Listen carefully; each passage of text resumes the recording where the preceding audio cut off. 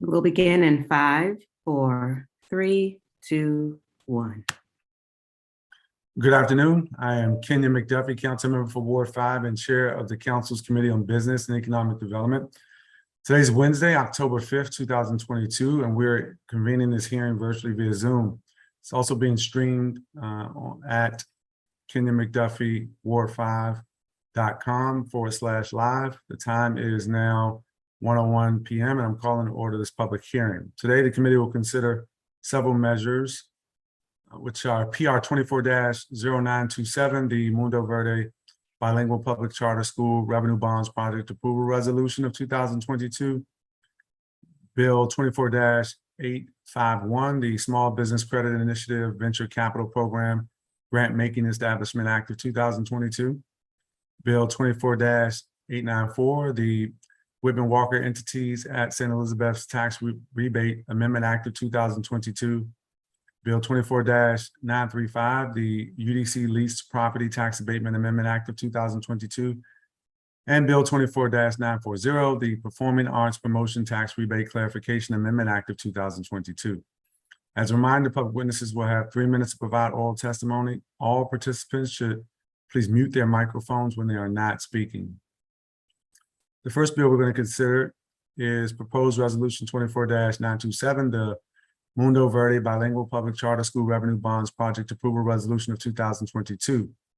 This proposed resolution was introduced on September 16th, 2022 by Chairman Mendelson at the request of the mayor. The resolution was referred to the Committee on Business and Economic Development on September 20th, 2022. As introduced, this proposed resolution would authorize the issuance, sale, and delivery of tax-exempt revenue bonds, notes, or other obligations in the aggregate principal amount not to exceed $60 million to assist the Mundo Verde Bilingual Public Charter School in the financing, refinancing, or reimbursing of costs associated with the authorized project in Ward 5. This project includes the acquisition, renovation, and equipping of the charter school's 41,345 square foot facility located at 4401 8th Street Northeast, and approximately 3-acre parcel located at 817 Varnum Street Northeast, which will be used by the borrower as a charter school campus. We're going to turn first to our public witness to hear from them first, and then we'll hear from our government witness. The first witness we're going to hear from is Anthony Hedden, who's a project manager with the Office of, well, no, that's not accurate. Actually, do we have Commissioner Lucille? Yeah, we do. And good afternoon to you. It's great to see you, Commissioner. You can begin your testimony. Good afternoon, Councilmember. Thank you so much for having me, and thank you, everyone. My name is Emily Singer-Lucio, and I'm the ANC Commissioner for Single Member District 5A03, where the Mundo Verde Calle Ocho campus resides. So thank you for allowing me a few minutes to talk about the proposed Mundo Verde Calle Ocho campus expansion into 817 Varnum Street, which is within my single member district. We welcomed the Mundo Verde Calle Ocho campus in our community when the school first opened in 2019, and we are very happy to call them our neighbors. However, as the relationship with the school and its neighbors has evolved, there continues to be some growing pains, specifically because there are concerns with traffic management for the existing school's footprint. The school's neighborhood neighbors are very worried about the impact of the proposed expansion. The school currently serves 458 students in pre-K through 3rd grade. And when I first was approached about the potential expansion of this campus, there were 2 options shared with me. One was to build onto the current structure, which would have presented other challenges, or to find a second location. The school was hoping to avoid having to bus students between locations, which I agreed did not seem like an ideal scenario. And so that's when I offered to reach out to Providence to see if it might be possible for them to acquire the building across the street, and as this seemed like the best option for the children and the school overall. So the proposed expansion of opening a second campus at 817 Varnum Street building includes an additional 144 students for a total of 598 in pre-K through 5. And while I do support them expanding to this location, I think it is critically important for them to work with the community every step of the way to ensure the expansion fits within the neighborhood and that we develop a traffic plan to ensure everyone's safety. So I just wanted to give you a few examples of the traffic related problems the school's neighbors have identified. The school campus is located in a cul-de-sac with only one means of access to the 900 block of Varnum Street Northeast for the egress, 3 blocks of Varnum Street and 12th Street. And so currently the school generates on average 250 cars twice daily, excuse me, with school parents delivering or picking up their pre-K through 3rd grade children. And it backs up along 3 blocks of Varnum Street from 12th Street to 8th Street, causing a lot of gridlock in both directions. The school's neighbors understand the inherent logistical complications with dropping school-age children off from school and picking them up from school. However, there remains a concern about the traffic management plan to not only address these current issues, but how an expansion of the school will only exacerbate these problems. So I want to be clear, our community wants this to support Mundo Verde Calle Ocho campus. And however, I do think we need to have a better understanding of the daily impacts to the school's neighbors from these traffic issues and what is the plan to address them. So finally, it must be noted that to date, the proposal that has been formally discussed with the school's neighbors, the proposal has not been formally discussed with the school's neighbors or within the community. We have discussed it at a few meetings casually, but it was not until I received a call from your office, council member, notifying me of the bond hearing that we were aware that this was happening. And so as of today, they have not presented at either a single member district meeting or an ANC meeting. However, I want to share that I am in conversations with Kristen to arrange that for potentially in the next couple of weeks. So in closing, we want to do what we can to support the project, but we must work together to ensure that our neighborhood concerns are recognized and addressed. Thank you for your time. And thank you for your testimony, Commissioner. We're going to turn next to Kristen Scotchmer. And good afternoon to you. You can begin your testimony. Great, thank you. Good afternoons and greetings to Council Member and Committee Chair Kenyon McDuffie, and greetings as well to ANC Emily Lucio. It's a pleasure to sit with you here again. It's hard to believe it's been almost nine years since I requested consideration of our 2014 bonds for our Cook campus redevelopment. My name is Kristen Scotchmer. I'm the Executive Director of Mundo Verde Bilingual Public Charter School.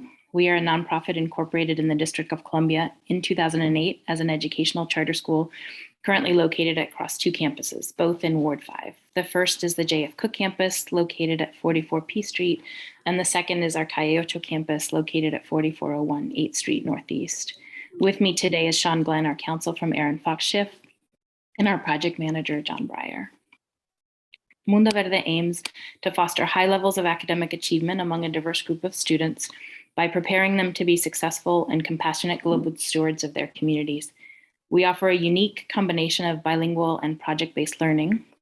We are also the first and only school in the District of Columbia focusing on education for sustainability. I am here, as you know, to request that the District of Columbia approve the issuance of up to $60 million in tax-exempt District of Columbia revenue bonds to help our school complete several portions of its facilities expansion project. First, the refinancing of our 2014 tax-exempt bonds issued to renovate, equip, and the J.F. Cook campus. Prior to Mundo Verde, the J.F. Cook School long served as an anchor institution, drawing African-American students from across the district. In 2013, the district selected Mundo Verde to renovate and reuse this historic school building, and our goal has been to honor and continue that rich history. Notably, this campus has won 2 American Institute of Architecture awards, the Educational Facility Design Award as an example of a superb place in which to learn, and the Committee on the Environment Top 10 Award for rigorous criteria demonstrating social, economic, and ecological value. The improved J.F. Cook building and its 8 annex were also among the first charter school facilities to achieve LEED Gold and Platinum certification. The second component of our project, which will result in lower occupancy expenses, is the purchase and renovation of Calle Ocho, that is the building at 4401 8th Street Northeast, which we currently lease from a third-party developer with the option to purchase. We opened this campus for school year 2019-20, serving grades pre-K 3, 4, and kindergarten in response to the growing demand for our unique educational model. A priority in developing this campus was choosing a location that would enable our diverse community of families to establish a sense of place and belonging in the District of Columbia. The third component is the acquisition, construction, and equipping of the property located at 817 Barnum Street Northeast. This property is conveniently located across the street from Calle Ocho. It will enable the campus to grow to its full enrollment of pre-K through 5th grades between the existing Calle Ocho building and the Varnum facility. It will offer indoor and outdoor program and amenities for students, as well as for community members.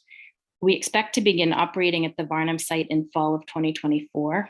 We also expect that given that this is a 3.5 acre parcel, that this will help us tremendously address the traffic and parking issues that we are managing on the current site, but we'll be able to manage much better with a larger footprint of property. As of the 2022-2023 school year, we've enrolled over 1,000 students in pre-K through 5th grade across both of our campuses. We employ Ms. Cashman, 200. I know you have a couple of paragraphs left, but your time has expired if you want to summarize. Absolutely. We respectfully request the approval of our bonds on the behalf of our school. These bonds would not constitute a debt or liability to the district, but would be repaid solely by the school. Thank you for your consideration, and my apologies that I did not see that I had gone over. No worries at all. I know that there are others who are here representing Mundo Verde. Is the idea that they are here to testify as well, or to answer questions that may arise? I believe questions. Yeah. Okay, great. All right. I do have some questions before we turn to our government witness from the Deputy Mayor's office. And I want to start where Commissioner Lucio left off, talking about the concerns around traffic. I do want to acknowledge what she mentioned in her testimony is that, and I heard that she and the community want to be supportive of Mundo Verde, but there remain some outstanding concerns around traffic. Ms. Koshma, are you familiar with those concerns? Have they risen to your level? And if so, where do those concerns stand in terms of the school's desire to try to resolve some of those concerns, or maybe work with the community?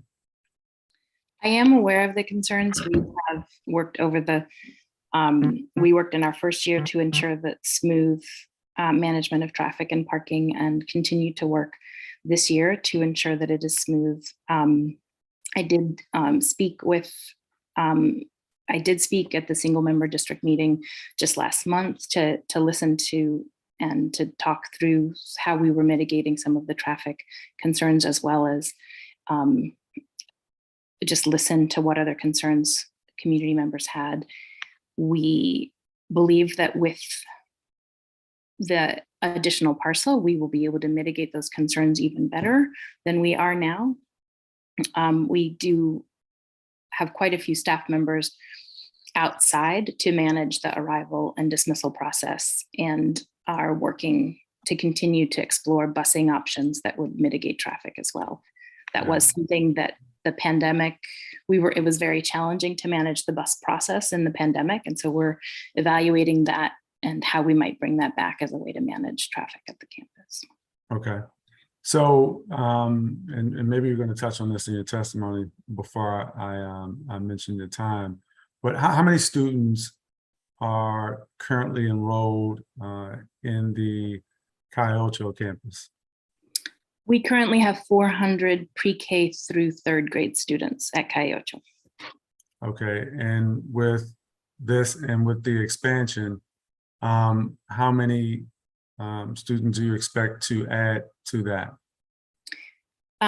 We will add another 2 grades, 4th and 5th grade, for a total of approximately 600 students.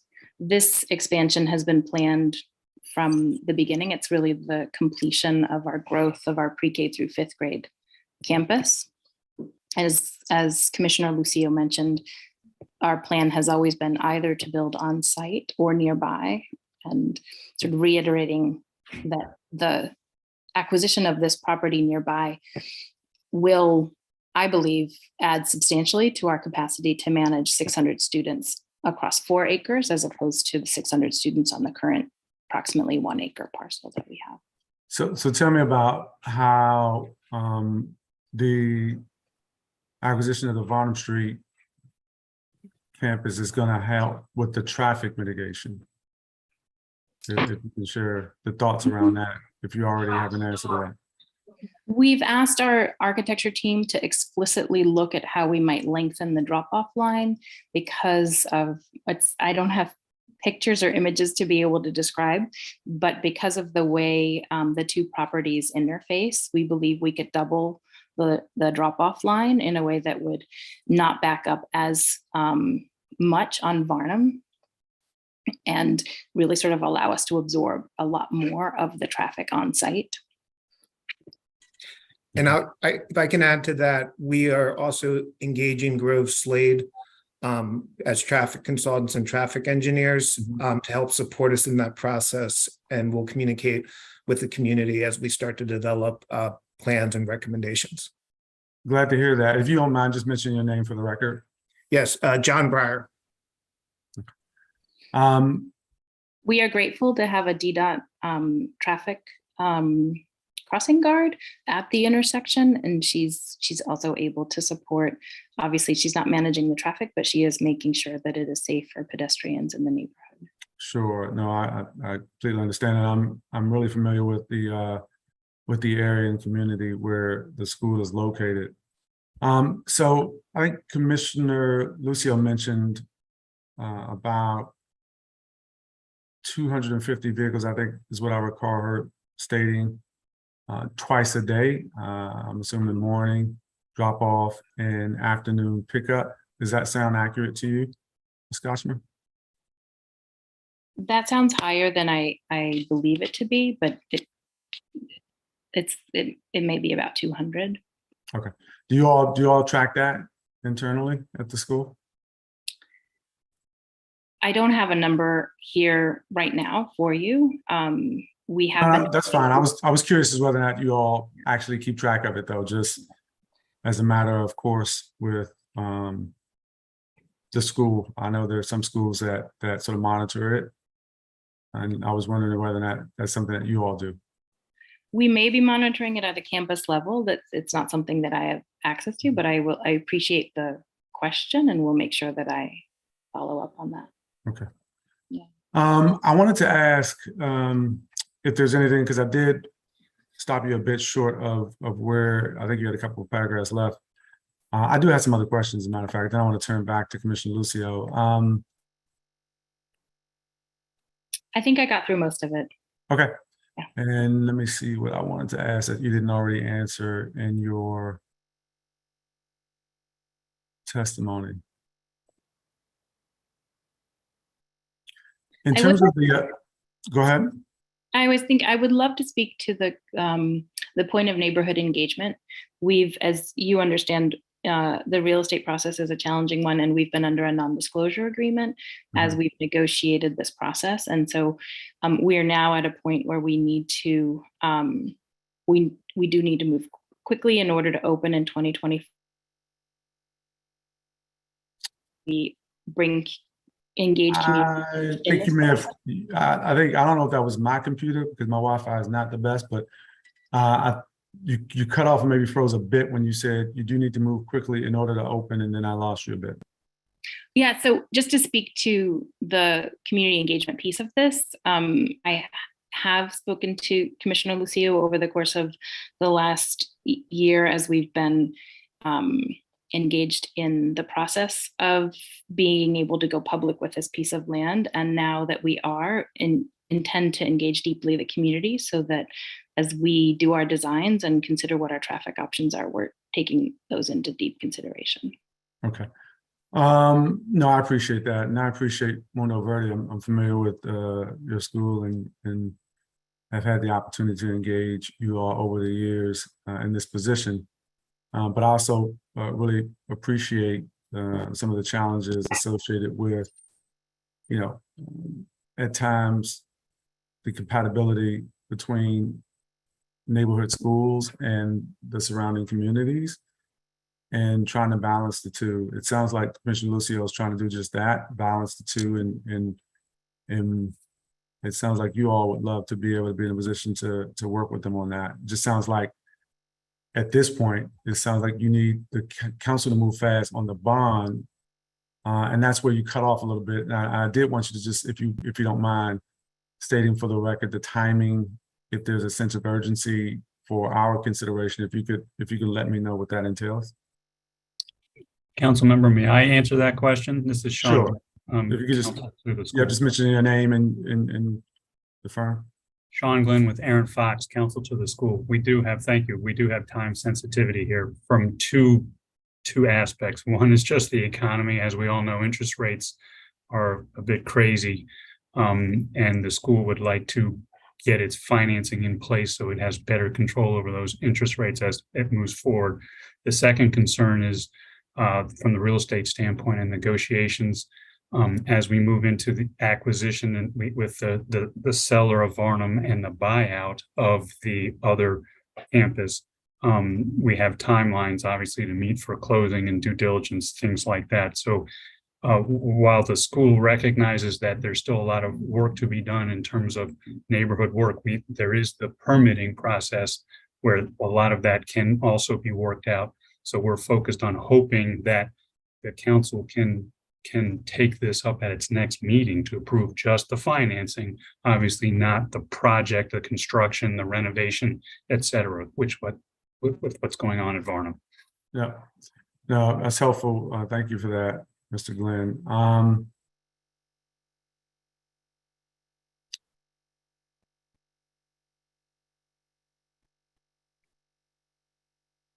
I don't know if you mentioned it, but when do you all plan on closing on the financing that associated with the bonds? Our timeline has a closing in mid-November, the week of November 14th. Okay.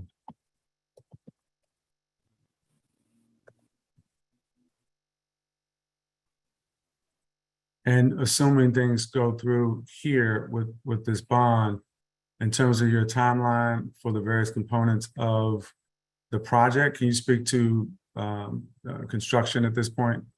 Any idea what that timeline looks like and when you all would like to be completed with those?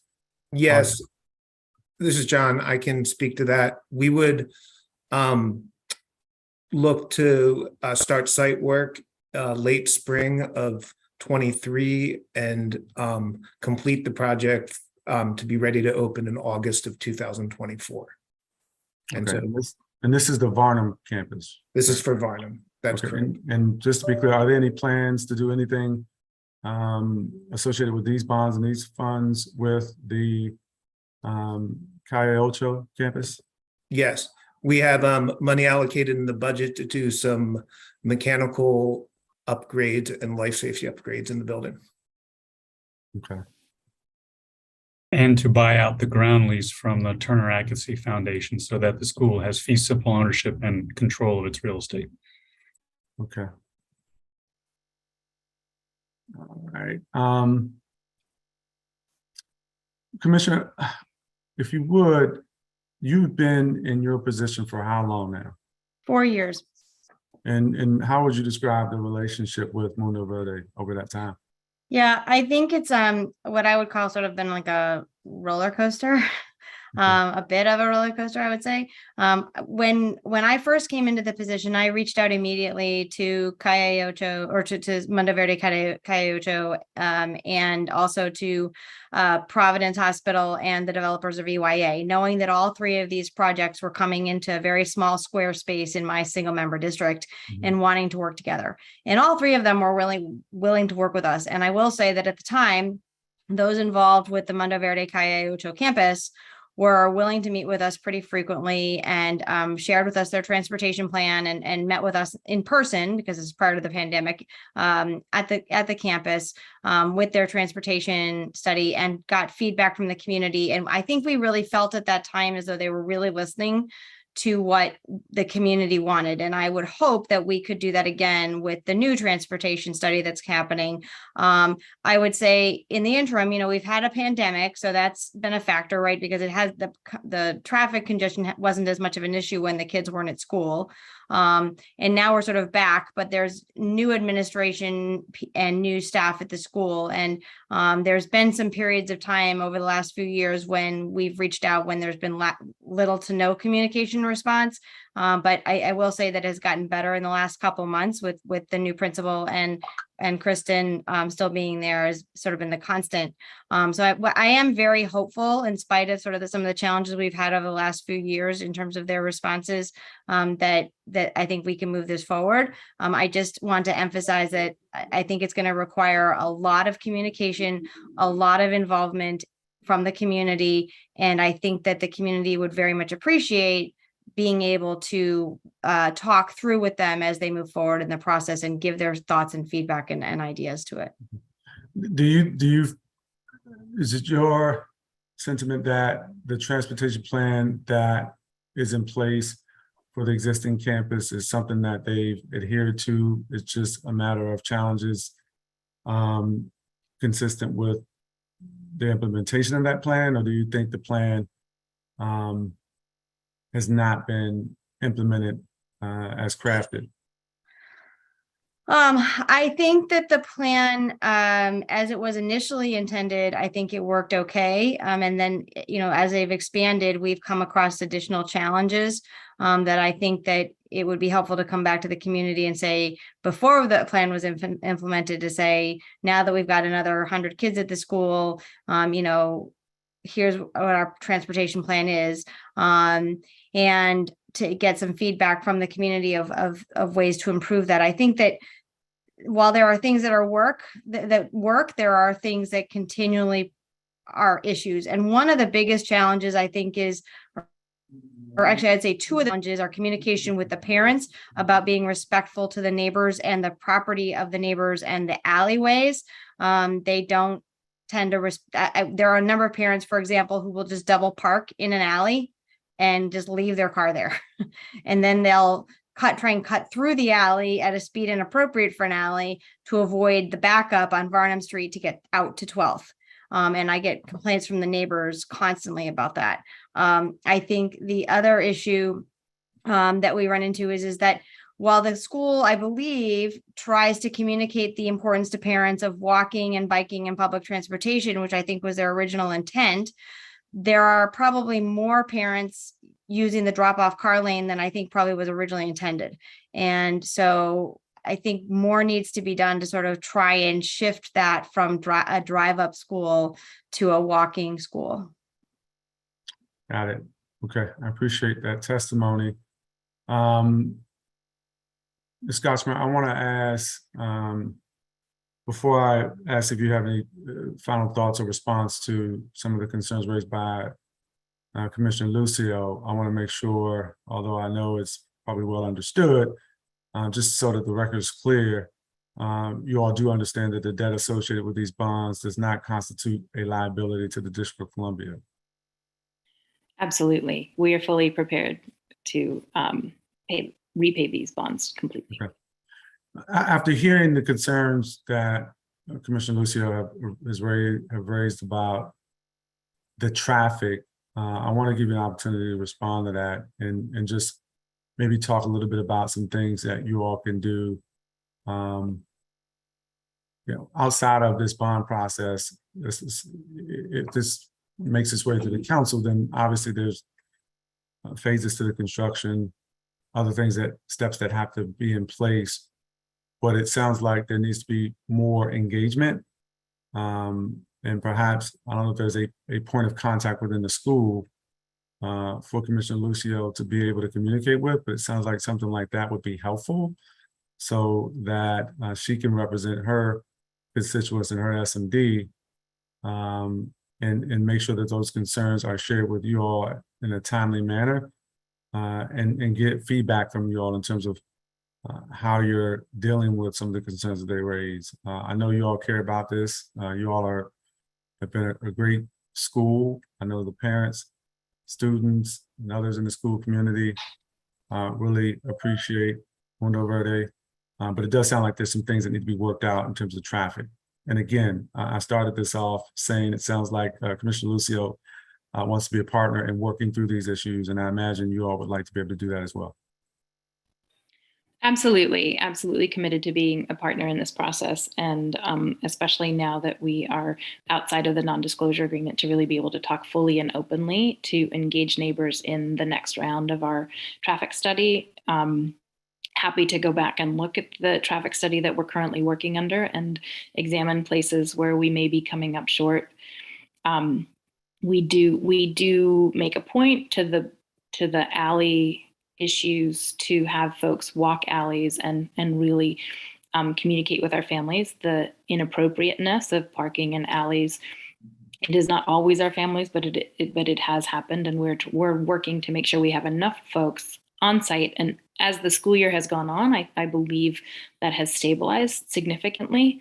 That the first couple of weeks of school, our ability to know exactly how many people to have on site to be able to manage it well was something was trial and error. We now have a much better sense of what we're managing. One of my staff members just texted me to say that they've been counting the cars and that it is about 120 cars on a daily basis. Is So that I just committed to twice a day? continuing Is it twice a day. 120 twice a day? Twice a day Okay. for about 20 minutes in the morning and 20 minutes in the afternoon. Just want you to hear my commitment to be engaged with Commissioner Lucio and with the community, and our principal is also very committed to being the point of contact on the ground. Okay. Councilmember, could I make? say Sure. one other thing? Thank Sure. you. So in the count that I gave, my count may have not been exactly Mundo Verde, because I think it's also worthwhile to mention that there are two other schools right there.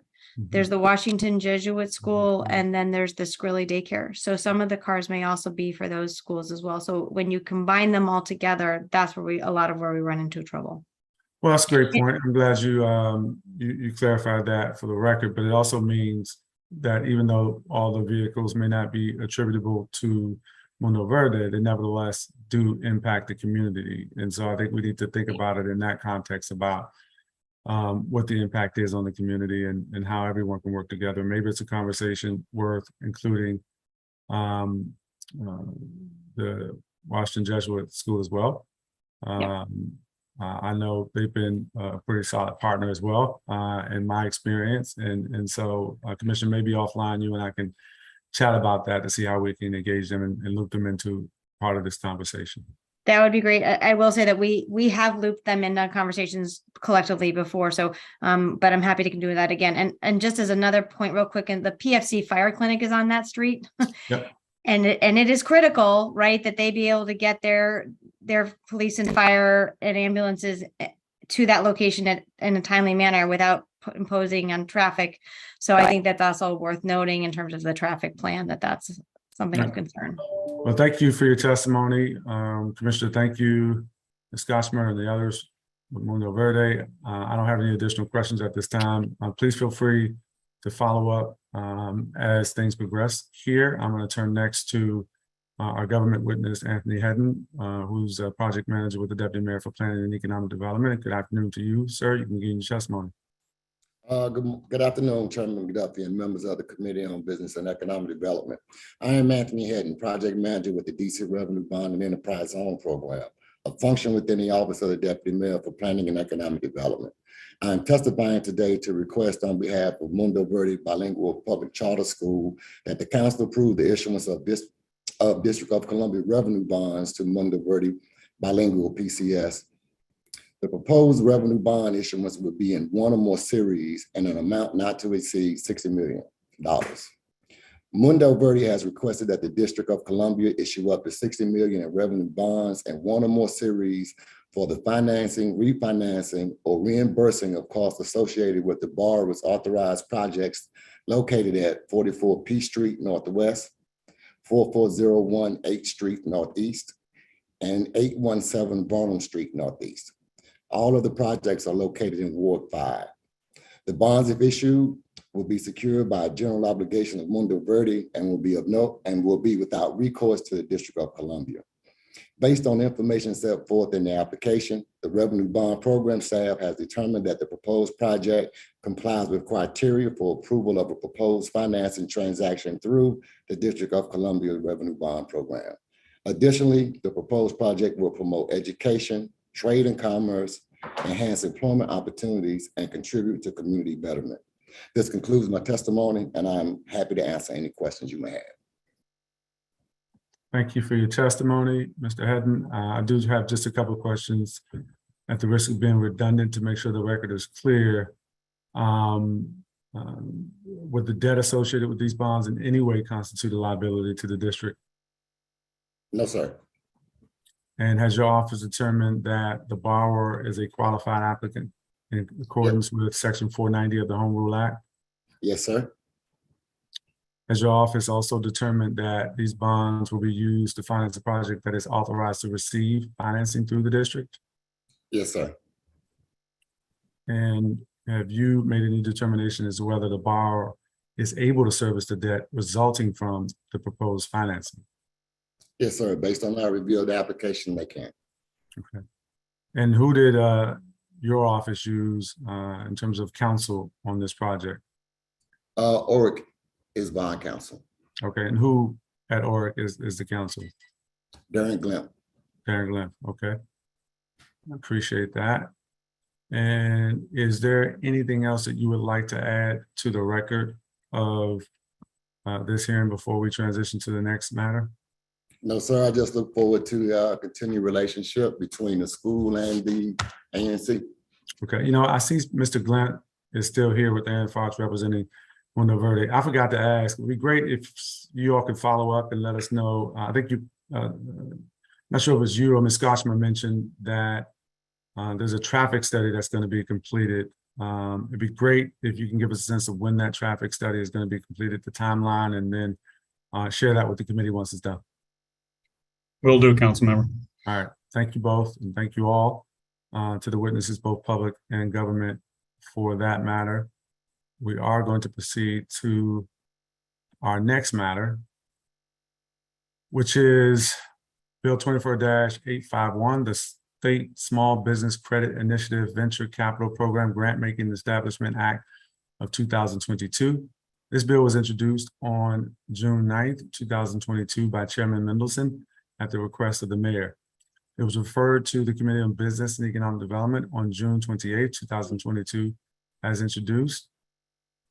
The bill would establish the State Small Business Credit Initiative Venture Capital Program in accordance with official program guidance provided by the United States Department of Treasury.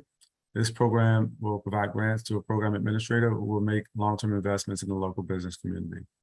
We didn't have any public witnesses registered to testify on this bill. That said, we're going to hear from our government witness. And good afternoon to you, Katie Littman. You can begin your testimony whenever you are ready. Thanks for joining us. Thank you. Good afternoon, Chairman McDuffie, members and staff of the Committee on Business and Economic Development. My name is Katie Littman. I am the Policy and Special Projects Manager at the Office of the Deputy Mayor for Planning and Economic Development, or DEMPED, and I'm here to testify in support of Bill B24-0851, the State Small Business Credit Initiative Venture Capital Program Grant Making Establishment Act of 2022. The State Small Business Credit Initiative, or SSBCI, is a federally authorized program to support small business access to capital. SSBCI was first authorized in the Small Business Jobs Act of 2010 and allocated $13 million to the district for small business access to capital programs. SSBCI was reauthorized as part of the 2021 American Rescue Plan Act, which allocated $62 million to the District of Columbia for deployment by 2030. To receive its allocation, the district was required to submit an application to the Department of Treasury, which outlines its plans for the funding. DEMPED, in partnership with the Department of Insurance, Securities, and Banking, also known as DISB, submitted the district's application in February of 2022. The application is currently under review by Treasury.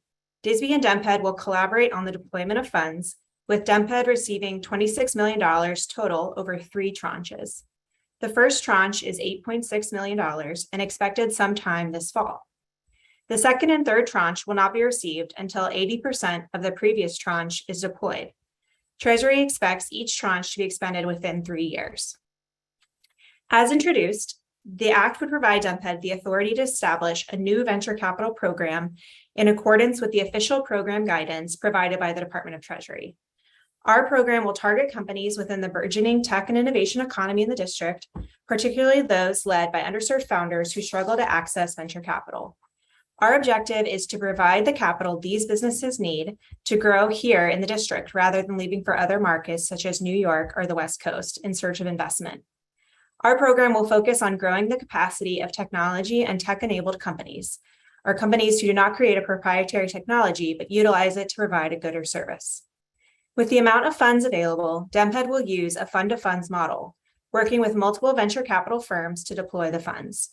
The early success of the Inclusive Innovation Equity Impact Fund has informed our strategy of partnering with the private sector on deployment.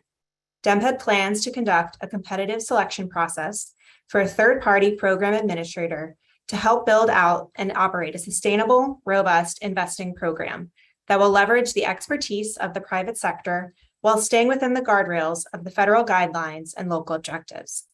The applicant will be required to demonstrate experience managing a portfolio of fund investments and have expertise on DC early-stage technology businesses owned by disadvantaged entrepreneurs. The program administrator will help DEMPED select fund managers who are aligned with the mission of the program and have the capacity to deploy the capital in alignment with Treasury's requirements. We received notice that on September 16th, DC's joint application moved into the final stage of Treasury's review process and was received favorably. We expect to receive approval this month, and then DEMPED will be able to launch our competitive request for applications for the program administrator shortly thereafter. Thank you for your time, and I'm happy to answer any questions you may have. Thank you for your testimony. I do have a few questions.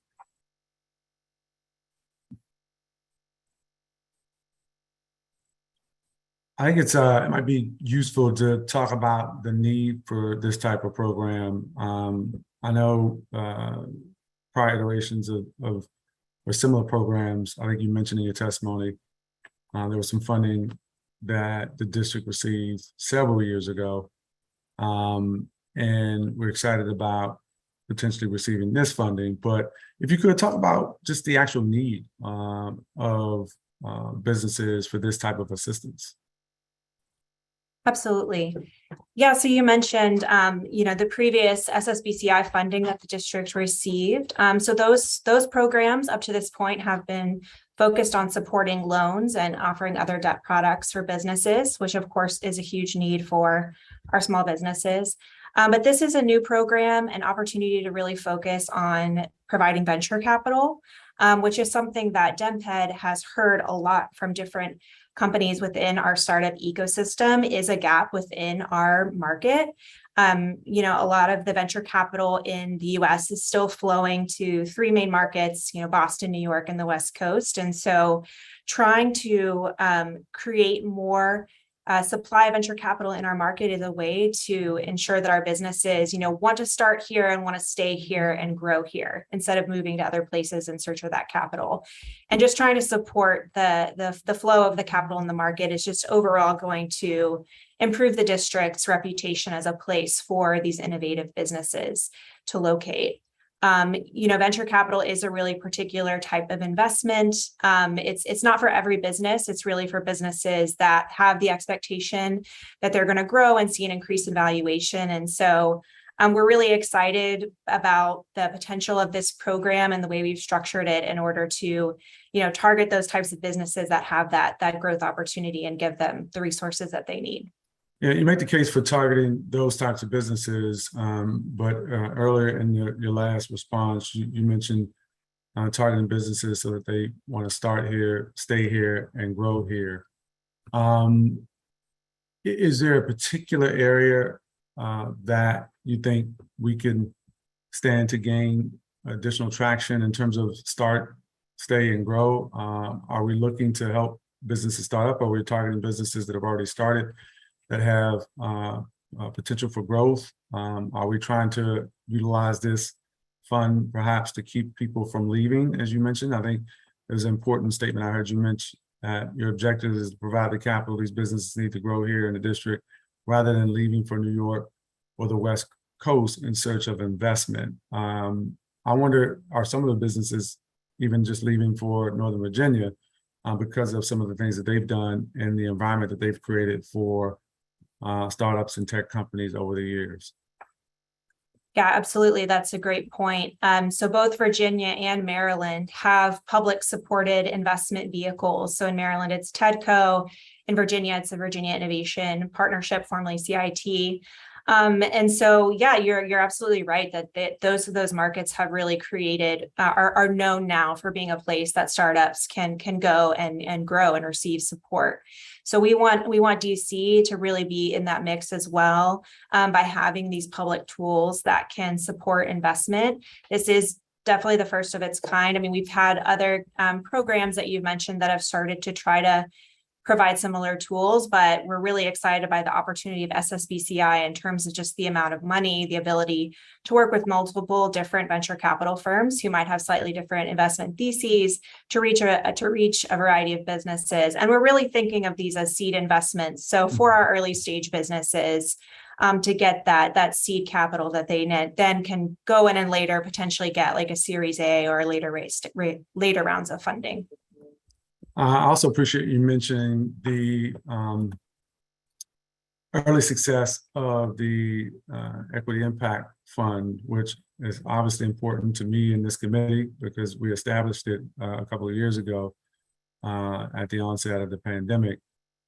Is the idea that this helps to sort of build on some of the efforts that have already been done with that fund, and perhaps hopefully build on the reputation of the District of Columbia as a place for tech companies to start, stay, and grow? Absolutely. Yeah, we've learned a lot from that program so far, and we're really excited to see how it's continuing to roll out. I think what's exciting about this opportunity is that it's so much more funding available than we've had in the past for that other program. So I think it's an opportunity to really grow, work with multiple partners who can, achieve similar things to our current fund manager, and just in terms of identifying businesses who are ready for this type of investment and helping them to prepare to accept it, and then also to have some guidance once they are continuing to grow. So absolutely, we're excited to build on the early successes of that program. I'm glad to hear that. And what types of outreach will DMPED undertake to really engage eligible businesses, particularly those owned by women and people of color? Yeah, that's a great question. And so part of our criteria for both selecting a program administrator as well as the individual fund managers will be their relationship and knowledge of these types of businesses and their ability to build that pipeline of deals that are eligible for this type of investment. So that's going to be part of our criteria, and that selection process is understanding their level of reach within those communities. But then also from DMPED's perspective, we would intend to use our vehicles like the ITIC, the Mayor's Innovation Technology Inclusion Council, which is a council of private sector representatives from the tech space to help us spread the word and help us reach businesses. We would also be, looking at our other opportunities that, we have a lot of different grant programs and other funding programs. And so thinking about how we can clearly communicate, all of those funding opportunities and say like, which is the right funding opportunity for your business, and helping to really clearly identify those like on our website and our other, communication materials and all of our upcoming events. For instance, we, events like DC Startup Week that happened, that community will continue to have events throughout the year that we can hopefully take advantage of. So just leveraging some of our local events, thinking about DMPED's marketing and communications, as well as the relationships of our third-party providers. Maybe just take a 30 seconds to a minute to talk about DC Startup Week. I saw a lot of social media activity around DC Startup Week, which I was excited about. The more conferences and people we can have flowing into the district, staying in our hotels, utilizing our, convention centers, eating at our restaurants, the better the city is. Talk a little bit about DC Startup Week. Yeah, DC Startup Week. I mean, it's amazing what they've been able to do since the inception only a few years ago. It's a team of volunteers, and so they've really grown the amount of events that they've had. This was definitely the most events, the most amount of speakers that they've had yet. And it was exciting to see that it was located in multiple parts of the city as well, just to drive that community to different areas. And so it was really exciting to participate in it, to be sponsor, and to, be able to share some of the work that, some of our partners are doing in the Golden Triangle, Penn West Equity and Innovation District, are the Techstars cohort that's starting, to really be able to show some of the exciting, developments that are happening in our local community. And you could really feel the energy in the room as well of the startups who are excited to be together in person and learn from each other. Great. Do you all expect, how many fund managers do you all expect you'll need to assist with administering this program? We're expecting about 3 to 5. Okay. All right. And how soon after approval of from the Treasury will the RFA for the program administrator be issued, to your knowledge? Do you have a sense of how soon that'll happen after, assuming it's approved? I think that the RFA should come out pretty soon after we receive approval and the allocation agreement with Treasury is finalized. So we expect to be able to put that out this fall, before the end of the calendar year. Okay, and I know I think there was some conversations with the committee previously where the expectation that the Treasury might approve this over the summer. That didn't occur. You testified that you had noticed that on September 16th that the application was moved to the final stage. Do you have a sense of how long that final stage is? I do not have a clear sense, for context, only 20 states have been approved so far. So it's definitely taken them longer than they expected. But we got another update today that they're sort of finalizing some last things on their end. So I hope that we get approval within the next few weeks. That's my hope. But, we haven't gotten anything much more clear than that from Treasury so far. Okay. All right. I appreciate your testimony, Ms. Lippman. Is there anything else you'd like to add to the record before we transition to our next matter? No, I don't. Just thank you for the time to testify today and for your questions. Okay. Thank you so much. Thank you.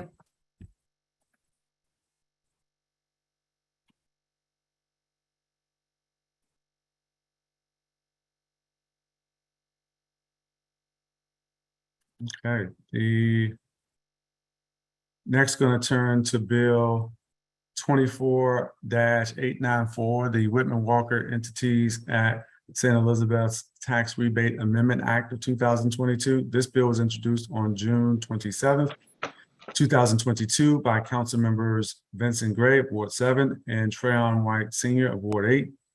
It was referred to the Committee on Business and Economic Development on July 12, 2022. As introduced, the bill will provide a tax abatement for Whitman Walker Health and Whitman Walker Health System at St. Elizabeth's, located in Ward 8. The proposal will provide a 100% tax rebate to cover any property tax for which Whitman Walker Health and Whitman Walker Health System are liable under their lease for up to 25 years. The proposed tax abatement is needed to support Whitman Walker in providing quality, affordable health care at St. Elizabeth's and provide improvements to health outcomes for people in the surrounding communities. I want to note for the record that we have been joined by Ward 7 Councilmember Vincent Gray, who is one of the co-introducers of this measure. And I want to give you an opportunity to make a brief statement before we turn to the public witnesses. Good afternoon to you, Councilmember Gray. Thank you very much, Chairman McDuffie. And I want to thank you very much for convening this hearing today on several bills that are obviously of importance, economic importance to us here in the city. I am especially interested in a bill that I introduced, the Whitman Walker entities at St. Elizabeth's Tax Rebate Amendment Act of 2022. The tax abatement is for space, Whitman Walker and Whitman Walker Health System will lease in a new Max Robinson Center in the at St. Elizabeth's. And I hope most of us will remember Max Robinson. He was a great he was a great contributor on the on the efforts he made as a great person who we followed very closely in the District of Columbia. I want to welcome all of our witnesses who will testify today, and especially those who will testify on the Whitman Walker tax abatement legislation, including Whitman Walker Health CEO Ryan Moran, Whitman Walker Health CEO Nasima Shafi. I hope I pronounced that properly. I want to thank each of you for speaking at today's hearing. Residents of wards 7 and 8 have long suffered disparate health outcomes compared to the other wards in the District of Columbia. Major health issues such as HIV, heart attacks, diabetes, asthma, COPD, and strokes are all more prevalent in the east end of the District of Columbia. As a result, life expectancy of in wards 7 and 8 are roughly 10% lower than in DC as a whole. The new Max Robinson Center will have triple the capacity of the current in comparison to the current one, allowing and will be allowing more patients to receive treatment. Whitman Walker has been a key partner and champion in addressing epidemics and HIV to cover COVID-19 and then more recently monkeypox, which we've been tackling here in the District of Columbia as well. Their expansion is necessary for the health of the city. Additionally, the new facility will bring about 100 jobs, additional 100 jobs, committed, which will be committed to hiring local residents here in the District of Columbia. I want to thank you, Mr. Chairman, for the opportunity to make a statement, and I look forward to hearing the testimony of those who are here with us. So thank you very much, Mr. McDuffie. And thank you, Councilmember Gray, for joining us and for providing that statement. I'm going to turn next to our public witnesses. We have about 8 people who have signed up to testify. I'm going to turn to our first 2 witnesses who are CEOs of Whitman Walker Health System and Whitman Walker Health, respectively. I understand that you all want to testify. I'll let you decide who testifies first, just so long as you state your name and title for the record, so we have the record complete. But good afternoon to each of you, and you can begin your testimony. Thanks. Thank you, Chairman McDuffie and Councilmember Gray, as well as Councilmember Trayon White. Thank you both for introducing this piece of legislation and for your words of testimony, Councilmember Gray. And welcome to others. Thank you to other members of the Committee of Business, Economic Development and staff. We want to thank you for holding a hearing on this particular bill, 24-894, the Whitman Walker Entities at St. Elizabeth's Tax Rebatement Act of 2022.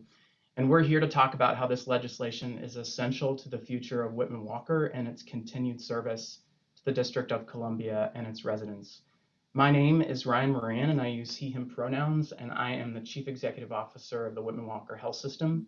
The Whitman Walker Health System includes our work at Whitman Walker in HIV and other clinical and non-clinical research, education, policy, philanthropy, and facility portfolio.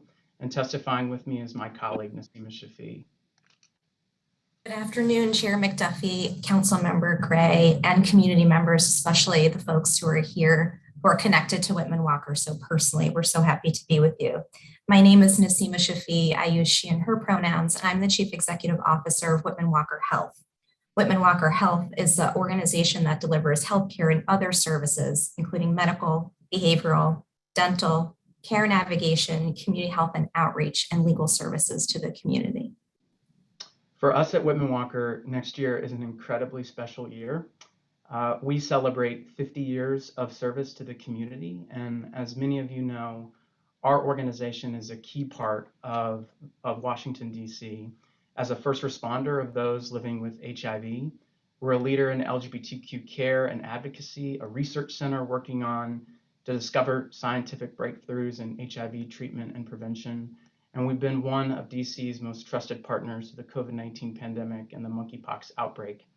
But for us, celebrating 50 years of service means that we're preparing for the next 50. And our next chapter is the single largest expansion in our organization's history. The proposed 25-year real estate tax rebatement legislation that you are reviewing is critical for Whitman Walker to expand services at our newly constructed building on parcel 17 of the St. Elizabeth's campus. The new center, which will retain the name Max Robinson Center, is expected to be completed in 2023 and will replace the current building that Whitman Walker currently operates in historic Anacostia. Our new facility is 100,000 square foot. It's 65 plus exam and consult rooms and is a $35 million capital investment that is a strategic and a deliberate community benefit to achieve health equity. Whitman Walker's expansion of care, services, and research will support the District of Columbia's goals to resolve healthcare access issues and health disparities that have long disproportionately impacted residents of Wards 7 and 8. This new site will provide healthcare and wellness-related programs to an additional 10,000 residents per year, making Whitman Walker's contribution of service to folks in Southeast DC from 5,000 to 15,000. The expansion will allow Whitman Walker to advance major health-related community benefits. Having vital and affirming care and other supportive services in a location that's convenient to the residents who need it, and at a time when the Cedar Hill Regional Hospital will also be advancing these access goals, significantly strengthens the system of healthcare delivery east of the Anacostia River. Additionally, the new site will transform research, education, and training scope to allow Whitman Walker to triple our research portfolio, and will function as an accessible point of entry for community into those scientific breakthroughs. Whitman Walker also serves about 3,000 district residents living with HIV, which is roughly a quarter of all residents in the city who live with HIV. And we have the largest program on pre-exposure prophylaxis, which is one of the major efforts in advancing our goals to end the epidemic. Whitman Walker's community participated in community-based research and enrolled research studies for every single HIV treatment in use since the epidemic began, enrolling members of the community based on our trusting relationships with longtime Whitman Walker providers. The Whitman Walker team has a proven track record of supporting the District of Columbia's efforts, most recently in the monkeypox work, where we provided assessment and treatment to District of Columbia community, and we proudly partner with DC Health and other government officials to contain community transmission. And last, we will plan to bring over 100 new jobs to this site, and we're committed to hiring as many DC residents as possible through partnerships with local universities, including Howard and the University of the District of Columbia. In closing, we recognize the judicious nature that you must take in order to evaluate requests for tax abatement or rebatements. The estimated value, as you'll see in the TAFA analysis, is approximately $1.3 million a year. And the value of that rebatement annually allows us to fully capitalize on our vision of equity for the communities in Wards 7 and 8. Without the tax rebatement under consideration, our organization would operate in a negative financial situation. And if Whitman Walker were to go without the real estate tax abatement, we would be forced to cut critical programs and services that would benefit the residents of the district. But for the tax rebatement, also residents would not be able to access new services in radiology and mammography to prevent and detect cancer, to ensure timely access to increased behavioral health capacity, and our investments in research may not allow us to deliver on our organization's goal to find the cure once and for all for HIV. If we've learned anything over the past 3 years, we've learned that COVID-19 laid bare the inequities and unjust access to healthcare services that illuminated the necessary investments that we must make in our public health infrastructure of the district and across every corner of the country. We ask for your support in this investment that has the chance to heal, transform, and save thousands of lives. Thank you, Chairman, and happy to answer any questions from you or other committee members. Thank you for your testimony. I'm going to move to the next witness. I see two screens with the exact same name, and I don't see the name on the witness list. So if you can turn on your video and one of you can unmute yourself and state for the record your name, Megan Davies. Okay. And you are still muted. If you want to unmute yourself, and good afternoon to you.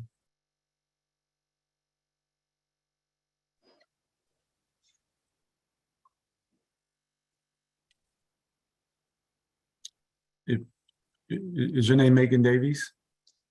No, it isn't. My name is Regia Achampong. Okay, you mind spelling your name just for the record is clear? I appreciate you joining us this afternoon. And you can begin. Actually, I think we have it. Thank you. So you can begin your testimony. Good afternoon again.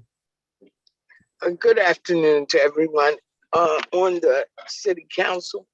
My name is Regia Achampong. I've been a patient at Whitman Walker since it was at 14th and S.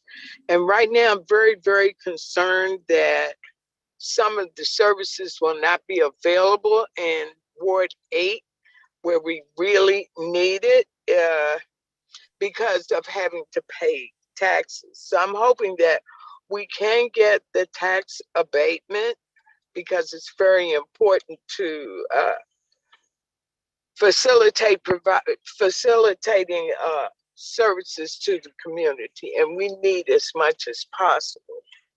Thank you very much. And thank you for your testimony. Just to note, we do have you previously signed up on the witness list, so thank you for that. I'm going to turn to the next person on the witness list, whose name appears to be Megan Davies, but if you will turn on your video and unmute yourself and state your name for the record.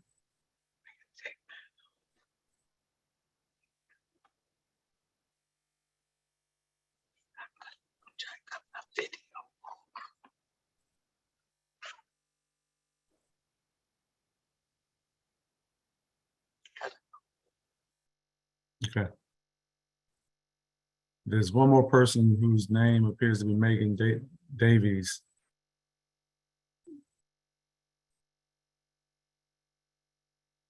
Okay, all right, well, we're gonna move on then to, I don't know if any of these other witnesses who've signed up are here. I'll call their names just for the record. Agnes Sherman, Valeria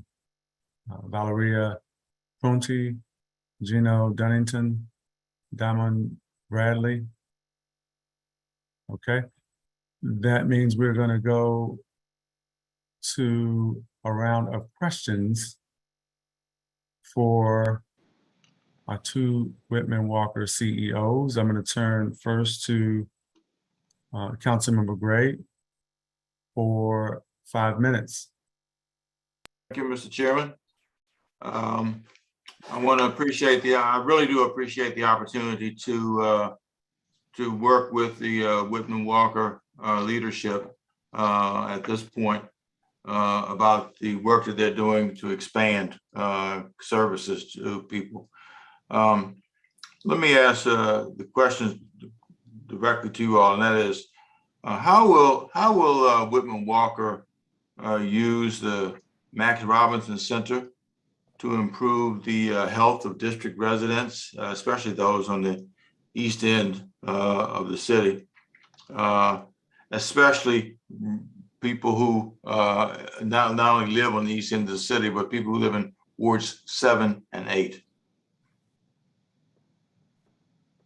Member, we've been working extensively to build on our long relationships and long reputation of service in the community for all wards of the District of Columbia, but in particular 7 and 8 by attending more and more local community meetings, building more and more relationships with community-based organizations to ensure that the residents in 7 and 8 know that we're going to be opening, but more importantly, know that we're going to be building services that are responsive to the healthcare needs that they're raising to us. And so it's going to be through those relationships and that extension of our, again, long history that we'll be providing those services. So primary medical care, behavioral health care, including individual and group psychotherapy. We have an extensive substance use disorder program that includes opiate use related treatment for the residents of the District of Columbia, all sorts of other wraparound services that you know us well for, including legal services, which is an important aspect of the care that we deliver. And Councilmember Gray, I will just cite some specifics too that gets into the number of data. Currently at our Max Robinson facility in Southeast, we see 5,000. This new facility, we will have the capacity to see 15,000. That means there's 10,000 additional unique individuals that our organization will be able to serve. The new facility will have more than 65 exam rooms to do everything that Naseema just cited in terms of care and services to community. And it's also really important to note and to mention that we will open up our doors about 15 to 18 months, depending on construction timelines for both of us, before the new hospital. And we are in partnership with the hospital leadership team and on a number of different advisory boards to ensure that we create an ecosystem of health on the St. Elizabeth's campus with both of our capabilities coming to Southeast and to St. E specifically. This intentional design and intentional partnership with both community, the new hospital, and our services and other community stakeholders is something that we're taking very seriously over the course of the next year before we open up the facility and the doors. Okay. Tell me, maybe you can just expand on comments that you made already, but how will you work with the new hospital once it's open? We are working, in fact, we just had a meeting today with the leadership of the new hospital. So how will you all work with the new hospital once it's finished? I mean, we're probably 1.5 years away from completion at this stage, but how will you work with the new hospital once it's finished? And hopefully we'll realize the dream of what's expected there. Some of the work that we're going to be doing with the hospital starts in the work that we're already doing with GW partners now. And that includes, we're in close coordination around the ribbon cutting and the delivery of the urgent care site, which is literally across the street from our current Max Robinson Center in Anacostia, and thinking about how we can directly refer patients back and forth and ensure our team knows exactly what they're delivering in that facility and vice versa. So there's close coordination.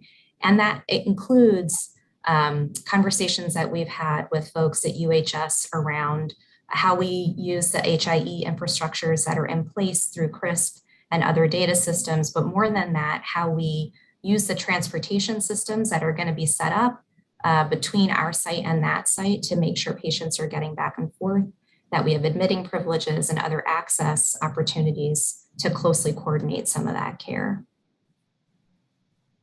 Well, we hope to work closely with you, with what you're planning to do. I've long been a fan of Whitman Walker and the Max Robinson Center and whatnot, and we'll look forward to continuing those kind of experiences once the new hospital is finished. So I look forward to working with you all and helping to make this happen. Yeah. Councilmember Gray, thank you so much for your support. Thank you, Councilmember Gray. I have a few questions. Actually, I'm going to jump right into the TAFA analysis, which states that the requested tax relief is not financially necessary. I want to give you an opportunity to respond to that conclusion drawn by the tax abatement financial analysis, that the tax release that you all are requesting in this measure before the committee is not financially necessary. Yeah, so I would point to a few things to start. The value of the tax rebatement that was assessed was about $1.3 million. I'm not sure if it's just me, but I'm having a little trouble hearing you. I'm not sure if your microphone is picking you up. Is this any better if I'm closer? It is a little better, yes. So Mr. Chairman, I was stating that the value of the tax rebatement that was estimated from the TAFA analysis about $1.3 million. What we had submitted to the OCFO's office was a 25-year pro forma financial outlook of the building, which showed us in a negative operating position. I don't know that those were specifically included as part of the written form that you received in the TAFA, but the financial analysis that we stated included us in a negative financial position without the rebatement. And obviously, if you're starting from a situation of a negative financial outlook without the $1.3 million, our testimony of being critical about some of the services that we would need to discern or think about offering, not offering, lays true in those decision makings that both Naseem and I and other members of management team would need to make without the rebatement. Okay. I think you talked about this a bit, but I'd like to give you an opportunity to expound on what would happen in more detail if the requested relief that you're seeking with this abatement is not granted. What would happen to the project? What would happen to your ability to provide the sort of care that you're providing? And also just talk a little bit about the demographic that you're serving today and would serve on the St. Elizabeth's campus.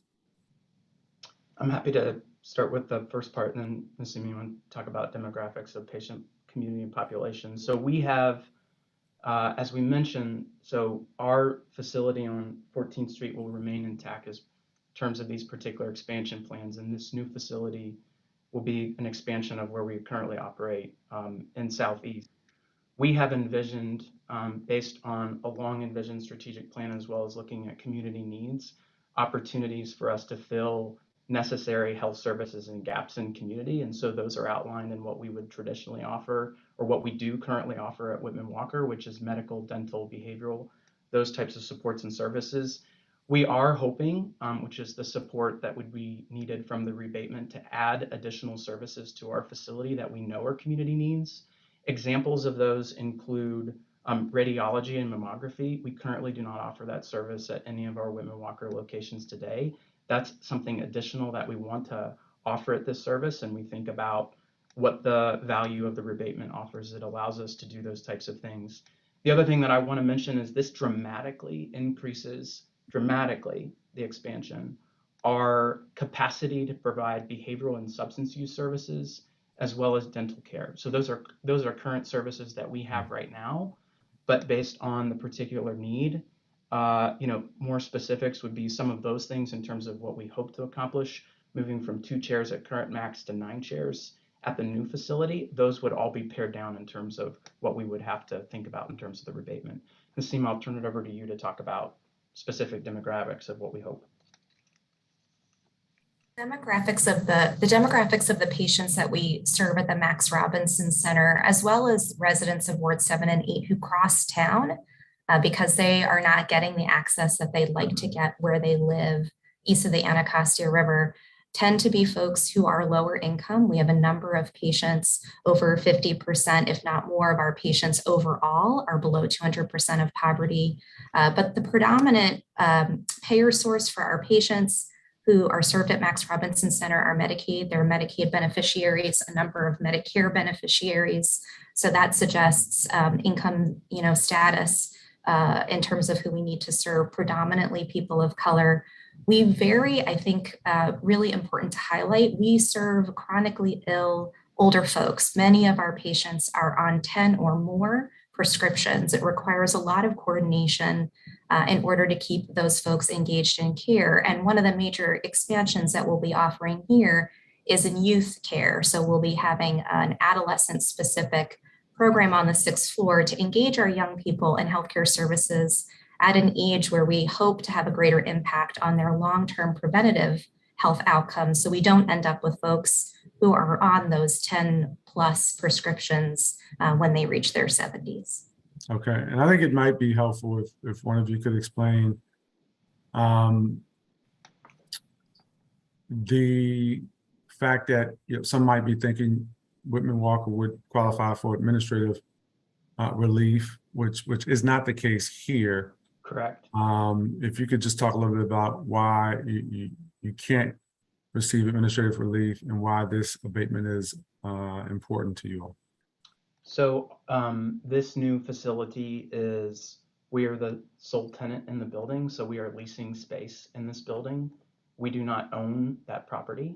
So some of the exemptions we currently receive at Max is related to owning that particular facility. This particular property we do not own, so we're seeking rebatement because of the lease. The lease, which we specifically mentioned earlier, initially is 15 years with a 10-year renewal option, hence the 25-year request as part of the legislation.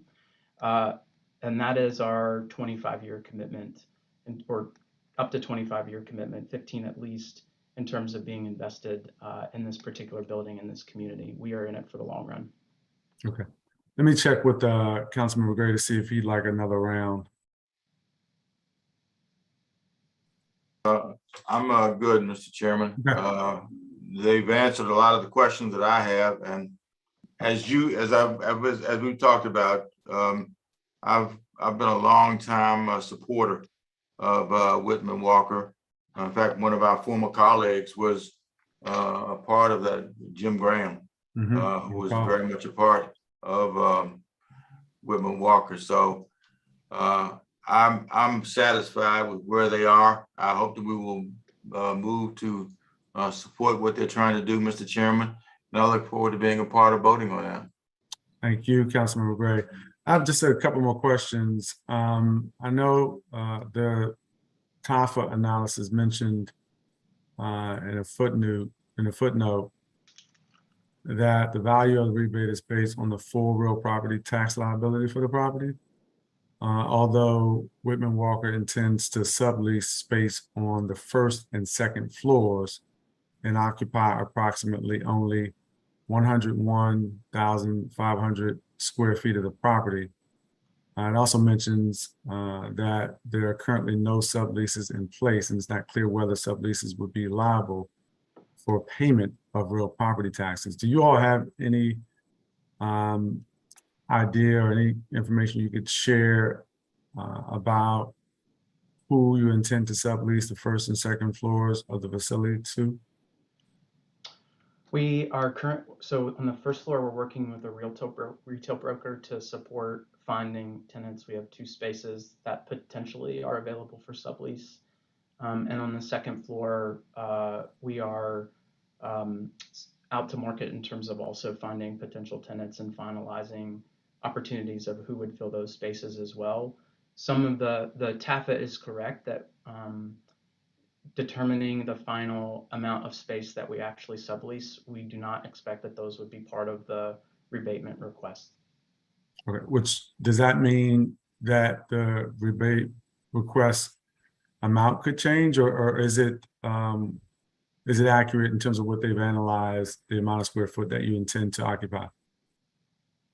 The current, I believe the current legislation includes the total amount of square foot of the building as we finalize actually how much space is intended to be subleased. So the amount could change? Yes, and if the change would happen, it would decrease, not increase. I couldn't hear the last part of what you stated. I said, yes, it could change, and if the estimated value of the tax rebatement would decrease, not increase in that regard in terms of what our plans are for the space based on subleasing. Okay. if you could just, before we transition to our government witness, tell me a little bit about the partnership with University District of Columbia to hire 100 employees. Is that something you can share or talk about? What would that look like? Happy to. Not all 100 employees will be hired through the partnership with UDC, but they're a major partner of ours that we've been working with for probably 8 to 10 months now on a few different workforce initiatives that they have: medical assistants, pharmacy techs, lab techs, that level of employee, client services at level of employee, to create a collaborative program where we help train their students. And so they would get training opportunities where they hopefully want to work with us when they're done with their training. We also sit as an advisor on the FIT DC project, which is a partnership between Howard University and UDC to create health IT specific job opportunities in the market. And we're really eager to also support what might be hiring efforts out of those partnerships. Okay. How much, if any, of the revenues that you all use to operate come from the District of Columbia government? We receive the majority of the funding that we get through the District of Columbia's federal pass-through, either through Ryan White grants or other HHS grants that pass through the Department of Health, as well as Medicare. So certainly the district's proportion of Medicare, of Medicaid comes through the city, but the rest of it is federal funds. We haven't had directly appropriated funds through DC in quite some time. I would like the opportunity just to verify that I'm not missing anything. Sure. And happy to submit anything additional if it's needed. And Chairman McDuffie, the list of those pass-through dollars from a federal perspective are listed in Appendix A of the TAFA that we submitted as part of the application to OCFO. Yeah, no, I'm aware. Sometimes I just like to have things on the record, just so the record shares information that perhaps people don't capture if they're not reading the tax abatement financial analysis. In terms of your Max Robinson Center, is the plan for that center to stay open in concert with the new facility? We'll take a thoughtful process to wind down operations at that site in order to open the new site and bring folks over to that building. And we will then, the board of directors will take some time to think about the next best use for that building. Okay. And what about your location on the west end? Any plans for that one that you want to share? So the 1525 14th Street clinical site, which is between P and Q on 14th Street, will remain in operations. We deliver a lot of healthcare services there. And though we own the Liz building, we sublease from ourselves on the first and second floor where we deliver some care and services here, but that's part of long-term real estate considerations that the organization is going through. Ryan, do you want to add anything? No, but our full footprint of clinical care and services on 1525 and 14th Street in that facility will remain. This is truly the new facility at St. E's is truly a net expansion of our care and services across the district, not only in just Southeast. Okay, just to be clear, you said that the 14th Street facility will remain? That's in the correct. Operations there. Got it. And in terms of the time frame for this project, what's the time frame? We hope, we're both smiling. We hope to be fully up in operations or have a ribbon cutting sometime in the fall of 2023. So that could either be sometime between August, September 2023 is what it's looking like right now on the construction timeline. Okay, and who are you working with on the construction of the project? Davis is our general contractor. In partnership with GCS Siegel. Okay, got it. Okay, I appreciate your testimony. I am going to transition to our government witness. Thank you. Thank you. And our government witness for this matter is Nancy Fox. Councilmember Gray? Yeah, I just wanted to ask one final question Sure. to the witnesses, and that is, I want to understand where they're getting the people from. Who are they tapping into to generate the people who are going to be hired by Whitman Walker in their new facility? Nasima, do you want to? I missed the part of the question as I was transitioning from roles. Okay. So I'm sorry, council member, could you repeat it? Yeah, I'm asking the question exactly where are you all going to be generating the people from to fill the positions of in the new facility once you are ready to move in that direction? So that's an excellent question, council member. When we did similar hiring here on 14th Street, we did everything from hosting our own career fairs to attending a number of career fairs and using social media for recruiting. Our best network of opportunities for hiring are our own staff and patients who are enthusiastic about us as an employer. We also work closely, it's not just UDC in terms of the dentists, dental hygienists, pharmacists, physicians, psychotherapists, physician assistants. We have clinical training agreements with a number of universities, both locally and even far afoot, for community members who are really committed to serving people who have been historically underserved. So that includes PAs from Yale all the way to some universities in Ohio. So we use those training agreements to find folks. Well, as you might imagine, I'm anxious to be able to see people from wards 8 and 7 hired for these positions. So I want to see, more specifically how you all will generate those candidates and how they will get hired by Whitman Walker. Councilmember, I don't think we can underscore the importance of the partnership with local community organizations, which our organization has for a long time, but is working more intentionally in terms of the advancement of the opening of the building. Obviously, as Nasima cited, the partnerships with universities and institutions, because we know we are in the space of healthcare and we have similar shared challenges as others in terms of finding a workforce at the current moment. And also internally, we've kicked off a process that is inclusive of what's happening in the external environment too, to ensure that we prioritize hiring of local residents and to come up with an intensified strategy now that we're a year out from that. We have a hiring dedicated committee that is looking at that, as well as a community and patient engagement group that is mixing all of our relationships together in terms of partners, university institution, and others in order to help us to achieve as many hiring of local residents as we can. Well, I appreciate that, Mr. Moran. I'm really anxious to see what your plan will be for seeing the people who live in wards 7 and 8 are hired for these healthcare positions, because people have worked with us to try to help support this new hospital.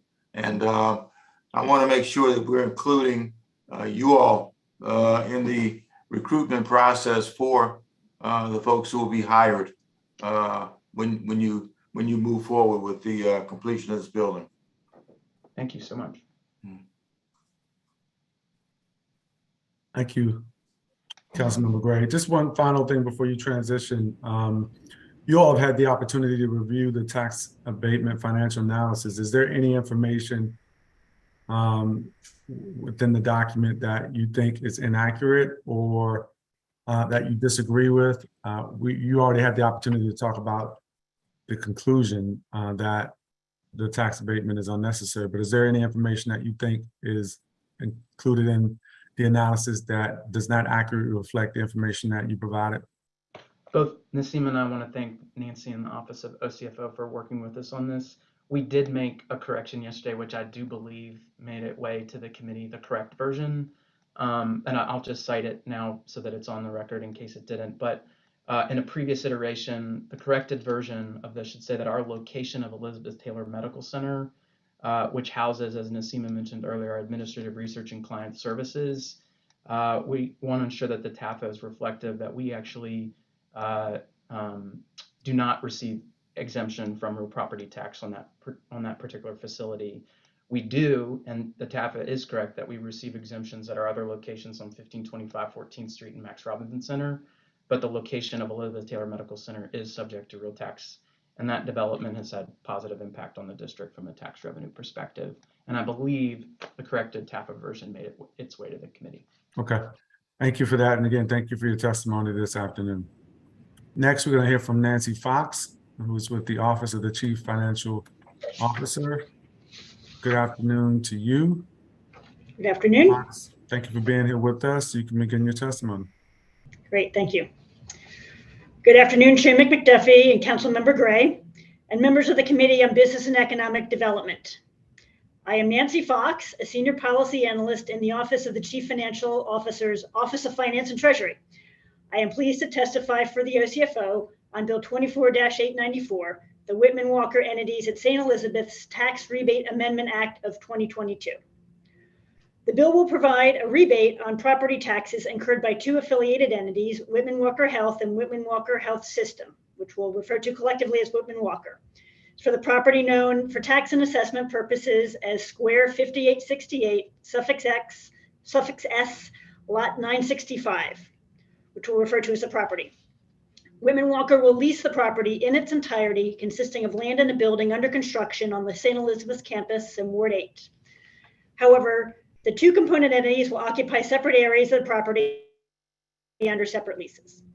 Whitman Walker anticipates occupying the property, which will replace Whitman Walker's current Max Robinson Center in Ward 8 in 2023. Whitman Walker's leases on the property are anticipated to commence before the end of 2022. The leases have a 15-year term, which can be extended for an additional 10 years or 25 years in total. Under the terms of the leases, Whitman Walker will be responsible to pay the real property taxes on the property. Whitman Walker is not eligible to receive an administrative exemption for the real property tax liability on the property because the property owner does not qualify for an exemption. The bill will allow Whitman Walker to apply for and receive a rebate each year for the full amount of actual taxes paid by Whitman Walker through the term of its lease on the property. The OCFO reviewed Whitman Walker's audited consolidated financial statements from 2018 to 2020, as well as forecasted revenues and expenses prepared by Whitman Walker from 2021 to 2047. Although their financial position in 2020 and 2021 shows expenses exceeding revenues, projected revenues in 2022 and subsequent years indicate good fiscal health and positive net revenues. OCFO's examination of revenues and expenses excludes depreciation in the restricted funds. Furthermore, the annual estimated tax liability is about 1% of Whitman Walker's forecasted annual unrestricted revenues. For these reasons, OCF finds that the rebate provided in the bill is not necessary for Whitman Walker to meet its fiscal needs. The estimated value of the abatement through 2047 totals approximately $46.6 million, including $5.5 million during the financial plan period. The amount of the annual rebate may be less if Whitman Walker subleases a portion of the property, as it intends to do, and if the real property tax liability of the sublease space becomes the obligation of the subtenant. Thank you for the opportunity to testify. This concludes my testimony, and I'm happy to answer any questions you have at this time. Thank you, Ms. Fox. We'll do 7 minutes for staff for the rounds. Just to be clear for the record, who's actually the applicant seeking the relief from taxes here? It's the two Whitman Walker entities that will be liable for the taxes under the leases that they've executed with the owner of the building. So Whitman Walker Health and Whitman Walker Health System. Yes. Okay, and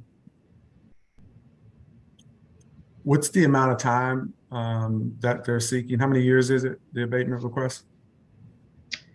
For the term of the lease, which is 15 years, and then with an optional 10-year extension, so a maximum of 25 years. And that's reflected in the bill. And you stated this, but I'll ask it just to make sure it's on the record clearly.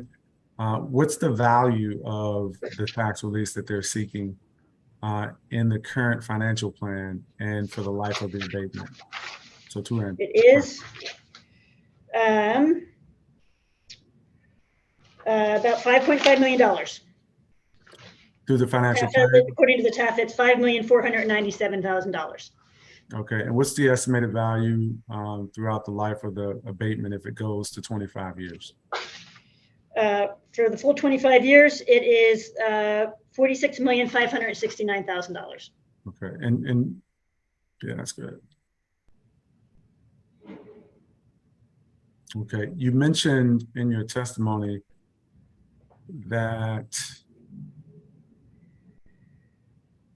there being Whitman Walker, the two entities, their financial position in 2020 and 2021 show expenses exceeding revenues.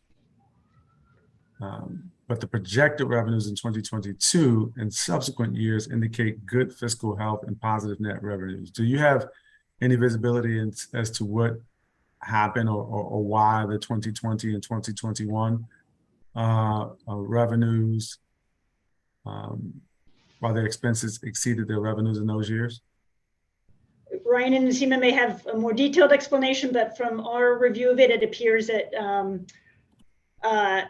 the expenses and perhaps expenses related to COVID, treating patients with COVID were higher than they had been in other years. Okay. So, but because that is the case in your analysis, that the projected revenues in 2022 and subsequent years indicate good fiscal health and positive net revenues, the TAFA analysis concludes that the proposed rebate is not necessary for Whitman Walker to meet its current fiscal needs, correct? Correct. Okay.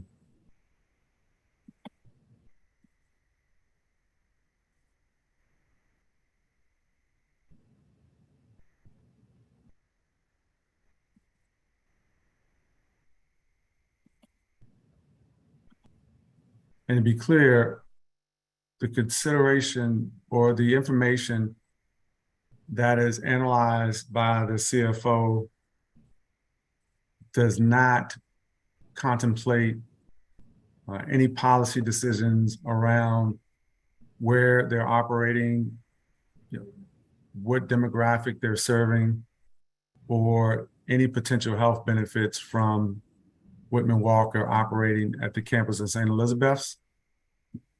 Correct. This is a narrow financial analysis that doesn't look at anything related to cost of benefits. Okay. That would be policy decisions of the council. Okay. All right, I'm going to turn to Councilmember Gray for questions. Very much, Mr. Chairman. Nancy, by the way, I appreciate your work. I've worked with you on many occasions, and once again this. So I appreciate very much the work that you do. Thank you. Would you also could you speak to what role the city will play in monitoring the hiring practices of Whitman Walker if they are granted this opportunity to be supported for this? So I would really like to hear something from you and the city about who will monitor this effort and what kind of monitoring will be involved in doing that. It's a great question. As far as I know, there's no agreement or requirement or a condition of this rebate that they meet some sort of hiring projections, right? So that's my understanding is that doesn't exist. But we can. One of the practices that the OCFO has been instituting in the past year is we make sure that agencies that might have an interest in the benefits that come with this expansion, with the hiring benefits, that they are aware of this rebate and that they could potentially monitor it. We that's not in the purview of the OCFO, so I don't want to claim that we can do that, but we try to get the word out about the rebate, about this bill, this legislation, so that potentially others in district agencies can do that. Okay, well, I'm especially interested in knowing what Whitman Walker will, what will we do to look at Whitman Walker's hiring practices, especially for people who live, you know, on the east end of the city.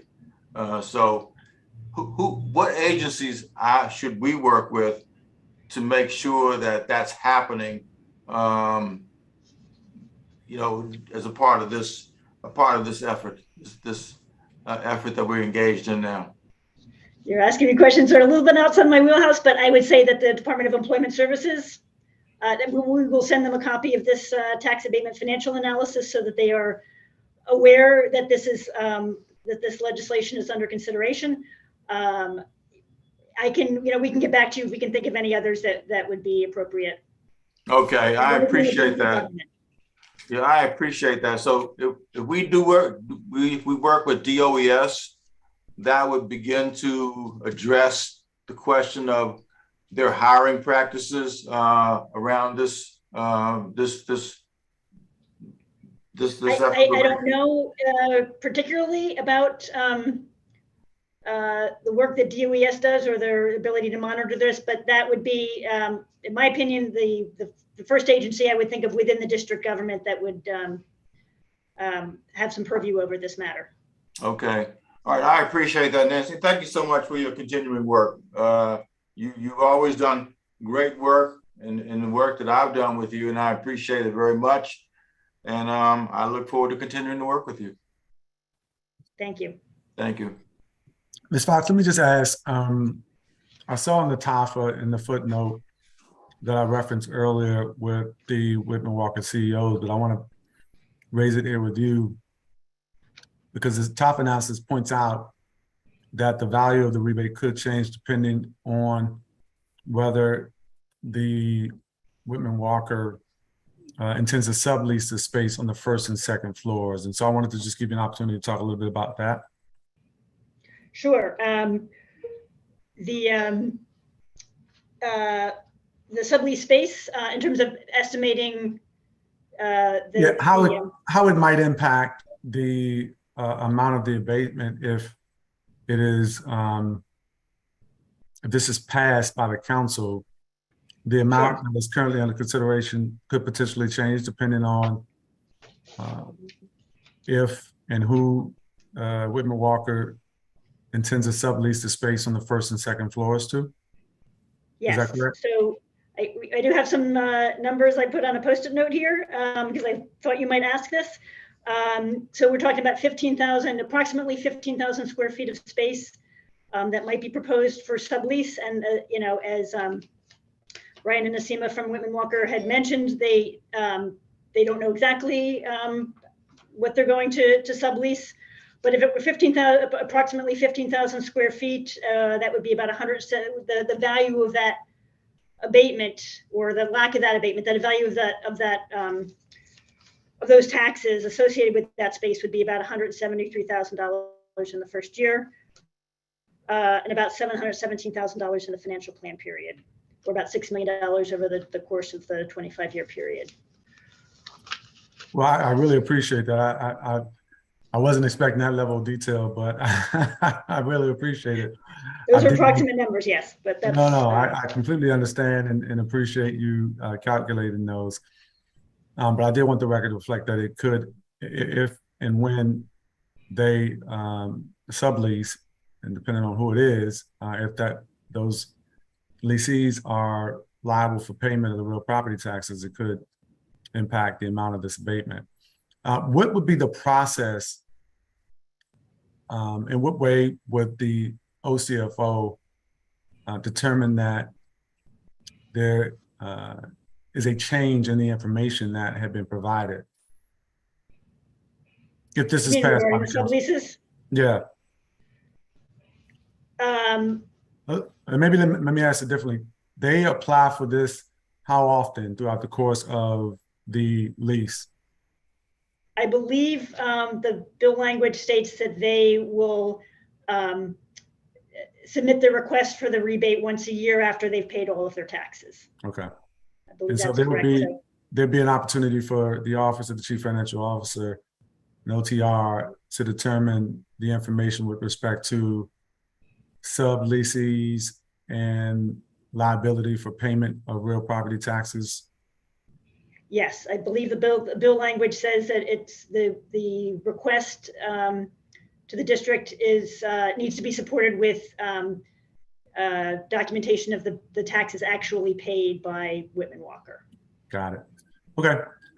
I do not have any additional questions. I again want to thank you and your team for your work on this TOF analysis and your testimony here this afternoon. Is there anything else that you would like to add to the record before we move on to the next matter?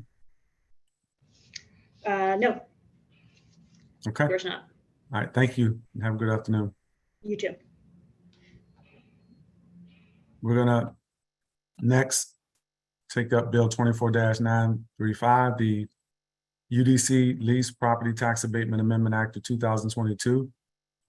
This measure was introduced by Chairman Mendelson on July 11, 2022. On July 12th, it was referred to the Committee on Business and Economic Development with comments from the Committee of the Whole. As introduced, this bill would exempt from taxation certain real property that is located at 4225 Connecticut Avenue Northwest, so long as the property is leased by the University of District of Columbia and used for educational purposes. We're going to turn to our witness for this matter.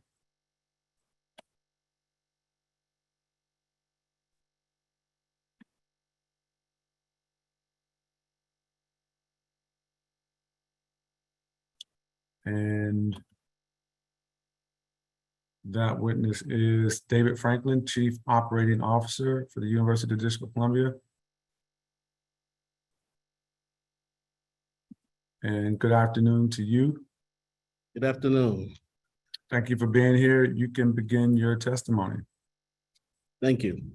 Chairman McDuffie, members of the Committee on Business and Economic Development, and staff, good afternoon.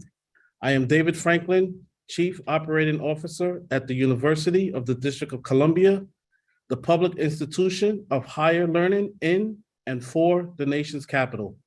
Thank you for the opportunity to testify on Bill 24-935, UDC's Lease Property Tax Abatement Amendment Act of 2022. I would like to start by thanking Chairman Mendelson for introducing Bill 24-935 and by expressing our gratitude to your committee for holding a hearing on this bill. Bill 24-935 would provide the university with a much-needed tax abatement for the property located at 4225 Connecticut Avenue Northwest, which we are currently leasing. This tax abatement will enable the university to focus more resources on supporting our students and providing them with a world-class post-secondary education. In August 2018, UDC began leasing 4225 Connecticut for an initial 12-month period and exercised an additional 14-year option in August 2019. Our lease also allowed for 2 additional 5-year periods. 4225 Connecticut is a 2-story building with a basement, and the building lease covers 19,998 square feet. Pursuant to university's lease agreement of 4225 Connecticut, we are responsible for any real property tax for the duration of the lease. Thus, since UDC has began leasing the building, we have paid over $705,000 in real property taxes. Assuming no projected increase, UDC will have to pay over $2 million in real property tax over the next 10 years that is remaining on our lease. When combining lease payments, operating maintenance expenses, real property taxes, that amount rises to over $13 million over the same period. Additionally, if we exercise the 2 5-year options, we will have to pay an additional $2 million in real property tax alone. The funds the university has spent on real property taxes for 4225 Connecticut Avenue could have been spent on assisting students during a critical time for both them and the university. The COVID-19 pandemic presented unique challenges for UDC students, and the university has spent millions to provide various types of assistance to our students. The hundreds of thousands we paid in real property taxes during the pandemic could have gone to assisting our students further, many of whom are considered low income and who require financial assistance to attend UDC. Looking ahead, UDC plans to use 4225 Connecticut as swing space as we work to renovate multiple buildings on our Van Ness campus. Due to the lack of adequate capital funding, many of our buildings have not seen renovations since the 1970s. And while UDC has begun to receive increased capital funding over the past few years, we still need over $200 million in additional capital funding to complete all of the necessary facility work. As such, we are not able to renovate completely many of the academic buildings at one time. Instead, renovations of our buildings often have to be spread over multiple years, which result in us needing long-term swing space and thus the need to lease 4225 Connecticut Avenue. I would be remiss if I also did not take a moment to note that precedents exist for the university's real property tax abatement requests. In April 2018, the council approved Bill 2114, the University of the District of Columbia Lease Property Tax Abatement Amendment Act of 2018, which provided UDC with a real property tax abatement for property located at 801 North Capitol Northeast. We also lease that property, and it is our primary location for our community college. More so, as we noted back in 2018, when we requested the real property tax abatement for 801 North Capitol, a review of all exemptions the Office of the Chief Financial Officer has considered since 2011 revealed the need for a remedy related to the uniqueness of our request. While the district law requires one to own property in order to be tax exempt, we do not own any land under the current structure of the district government. Thus, UDC sits in a gray area. This results in an anomaly that the district only public university leased property is not exempt from real property taxes, despite it operates as an educational facility. The fact that the district public charter schools are exempt from real property taxes, even if the lease the property and do not own it, is evident that the district intends not to tax education facilities. Thus, we request the same standard applied to district public charter schools be applied to the property being leased by UDC. Additionally, this legislation addressed an issue within the district tax code whereby a physical access were provided by the federal government during the period before the district was granted control over the land. As such, it requires a creative and unique exemption or remedy. Bill 24935 allows the council to decide whether a real property tax exemption based on the use of the building for educational purposes is appropriate in this instance. By providing this bill and approving this bill, the council is correcting a historical omission in the district's tax code regarding the treatment of the district's public university. With regards to the community benefits, 4225 Connecticut provides the university with invaluable space during the pandemic, and we were able to use it as our COVID-19 testing center. We also partnered with the DC Health to use this space as a vaccination center. Additionally, it currently serves as a location for a food bank, which is the only one in the vicinity.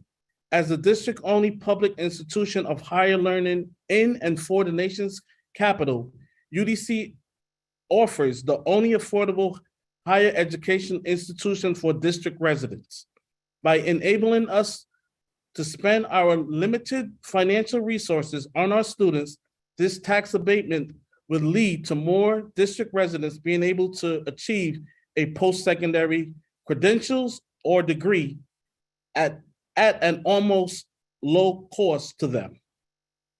Chairman McDuffie, members of the committee and staff, thank you for the opportunity to share my testimony today.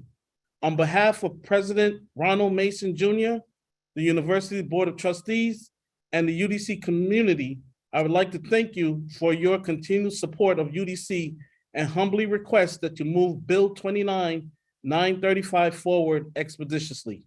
I'm happy to answer any questions you or the committee members may have at this time. And thank you for your testimony. I do have a few questions for you. This is just, and you addressed this in your testimony, just to be clear, UDC is currently occupying the space at 4225 Connecticut Avenue, which is the subject of this tax abatement legislation. That is correct. And how long have you been leasing it? The lease agreement was executed in July 2018. Okay. Initially for a 12 months period, then we exercised an additional 14-year option in 2019. An additional, what was the option in 2019? 14-year. 14 years, okay. And you had a prior abatement, correct, for this property?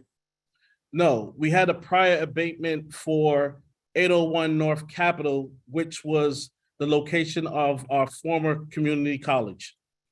Okay, so you've been paying, the university's been paying property taxes on the space at 4225 Connecticut Avenue? That is correct. Okay, do you know how much you paid since the inception of the lease? Yes, I do. In 2019, we paid $199,637. In 2000, we paid, in 2020, we paid $203,892. In 2021, we paid $204,759. And in 2022, we have paid $163,771. Okay, and UDC is the District of Columbia's flagship institution, correct? That is correct. And are you using the spaces that are the facility that's the subject of this abatement for educational purposes? Yes, we are. Okay. And the tax abatement before the committee would be for how long in terms of duration? It would be for the duration of the lease, which is 10 years. Okay, and approximately how much is that in terms of the amount and cost of the abatement? Approximately $2 million. Okay. And are you familiar with the tax abatement financial analysis conducted by the Office of the Chief Financial Officer? Yes, I am. Okay. And you are then aware that it found that the abatement is not financially necessary for the university to continue to operate? Yes, I did read the conclusion, and I would share, Chairman McDuffie, as a former OCFO employee, I appreciate the assessment that was done by the OCFO. However, I would share that that assessment provides the numbers. It doesn't necessarily tell the story. And what do I mean by that? When you look at the last 3 years, UDC has received approximately $60 million in COVID funding from the federal government to help support students, whether it was for cost of attendance, whether we were providing laptops, whether we were providing books to the students, whether we were providing food services to the students. Those dollars actually goes away in June 2023. And our students are still going to require assistance. They're still recovering from COVID. The economy is still recovering. And we simply just can't shut off the resources that we provided to these students to allow them to continue their education during the pandemic. We're looking to help support them for at least the next year and a half, year to 2 years. And this abatement will help us to do so. So although I appreciate the assessment that was done, there's a story behind that that's missing from that assessment, and that is really the impact on the students that we're serving here at UDC. No, I appreciate that. And I generally ask the OCFO during these types of hearings, what goes into their assessment. They generally make assessments based on numbers and not policy decisions, which is left to the executive and the council in this case. And so, as you mentioned, it's approximately $2 million that this abatement would cost. If the abatement is passed and UDC does not have to spend that money on property taxes, how might those funds help further the educational purposes of the university? I appreciate the question, Chairman McDuffie. I'm going to ask my colleague, Dr. Latham, who is the Chief of Student Development and Success, if he would join in addressing that particular question as it speaks directly to our students. Sure. Thank you, David. Again, William Latham, Chief Student Development Success Officer, Chairman McDuffie, other council members, pleasure to have a conversation with you. As you know, from the pandemic, our students have always been highly impacted by life in general. The pandemic put a 3x multiple on that particular impact to them around food, housing insecurity, transportation, and this being able to pay tuition amongst the other challenges they had due to the pandemic. We know that just because the pandemic has subsided, those challenges are still there for our students, and that will be there for a few more years just because of the impact on their lives. And that's pretty much documented by national data across the country, particularly for the community college student, as you know. And so we realize, David and President and myself, that we have to provide support for students post-pandemic as the CARE funds go away in June, as David mentioned. We look at this opportunity as very much helping in that particular cause. The students' issues still remain. We need additional funding to be able to support non-tuition based support for our students in 3 or 4 key areas, as I mentioned earlier, and David mentioned as well. We think that this is an opportunity for us to do that. We see this as a prime or beginning of us supporting our students beyond the pandemic from institutional dollars in a way that's going to be strategic and really support an innovative student support apparatus and ecosystem for our particular students across the university. And so we really see this as a great lean-in for us as a campus. And we support this from the Student Development Success Division wholeheartedly. Thank you for your testimony, Dr. Latham. Approximately what percentage of the university's operating budget comes from District of Columbia budget appropriations?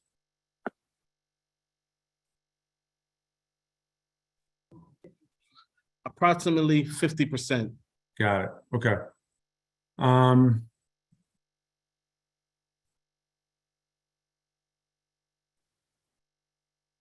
Okay.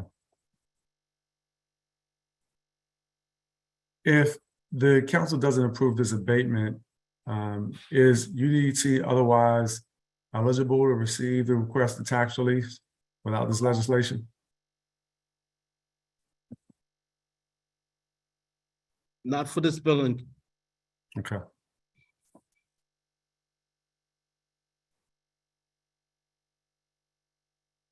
Okay. All right. I don't have any additional questions at this time, Mr. Franklin. Is there anything else you'd like to add to the record? Yeah, there's one other thing I would like to add, Chairman McDuffie. I would like to state that it is my understanding as well that Chairman Mendelson has proactively included funding for Bill 24-935 in the FY23 budget and financial plan. $206,000 specifically was added to the budget for FY23 through FY26. So there, the funding has been set aside. Therefore, the bill will not need or be subject to appropriations and can be implemented if approved by the council. So again, thank you so much. That's an important point. Let me ask, you had mentioned at some point the building on North Capitol Street. How long is the lease for that building?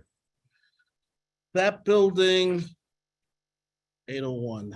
Do you know, rather than put you on the spot, are you all paying property taxes for that building, or is there a similar abatement already in place? Similar abatement. We are not paying property taxes. There's an abatement there for that particular property. Okay. Is UDC paying property taxes on any other building that they're using currently for educational purposes, to your knowledge? No, Chairman. Okay. All right. So this would be the only outstanding cost in terms of property taxes where UDC finds itself paying. That is correct. Okay. All right. Do you agree, or is there any other aspect of the tax abatement financial analysis in terms of the information that the CFO used to make the determination that you find to be inaccurate or otherwise troublesome? No, I do not. I do not. I just, again, as I stated before, I just think the numbers are accurate. It's just the story behind the numbers that's missing. And I think, again, I think we've articulate the reason why this tax abatement would be so beneficial to that, not only the university, but more so the students that we serve. Right. All right. I appreciate it. Thank you for your testimony, Mr. Rangel. No, thank you. All right. We're going to turn to our government witness, Rick Liu, who is a policy analyst with the Office of the Chief Financial Officer, is present, and good afternoon to you. Thank you for being here. You can begin your testimony whenever you're ready. Good afternoon, Chairman McDuffie and members of the Committee on the Business and Economic Development. My name is Rick Liu. I'm a Senior Policy Analyst in the Office of Finance and Treasury and the Office of the Chief Financial Officer. I'm pleased to testify for the OCFO on Bill 240935, the UDC Lease Property Tax Abatement Amendment Act of 2022. The property is located in Ward 3 at the southeast corner of Connecticut Avenue Northwest and VZ Terrace Northwest, diagonally opposite of the Van Ness UDC Metro Rail Station, with the address of 4225 Connecticut Ave Northwest. The property is known for tax and assessment purposes as Lot 0007 in Square 2051. The University of the District in Columbia currently leases a 20,000 square foot building, commercial building on this property from a for-profit entity. UDC currently leases this long-term swing space to house its educational activities as its other academic buildings undergo major renovations, many of which have not been renovated since the 1970s. According to the lease agreement, UDC is responsible for paying any real property taxes for the duration of its lease term. Its current lease term ends in 2033 with 2 additional 5-year option periods, which, if exercised, would result in a lease end date of 2043. The bill would exempt the property from district real property taxes so long as it continues to be leased by UDC and used for UDC's educational purposes.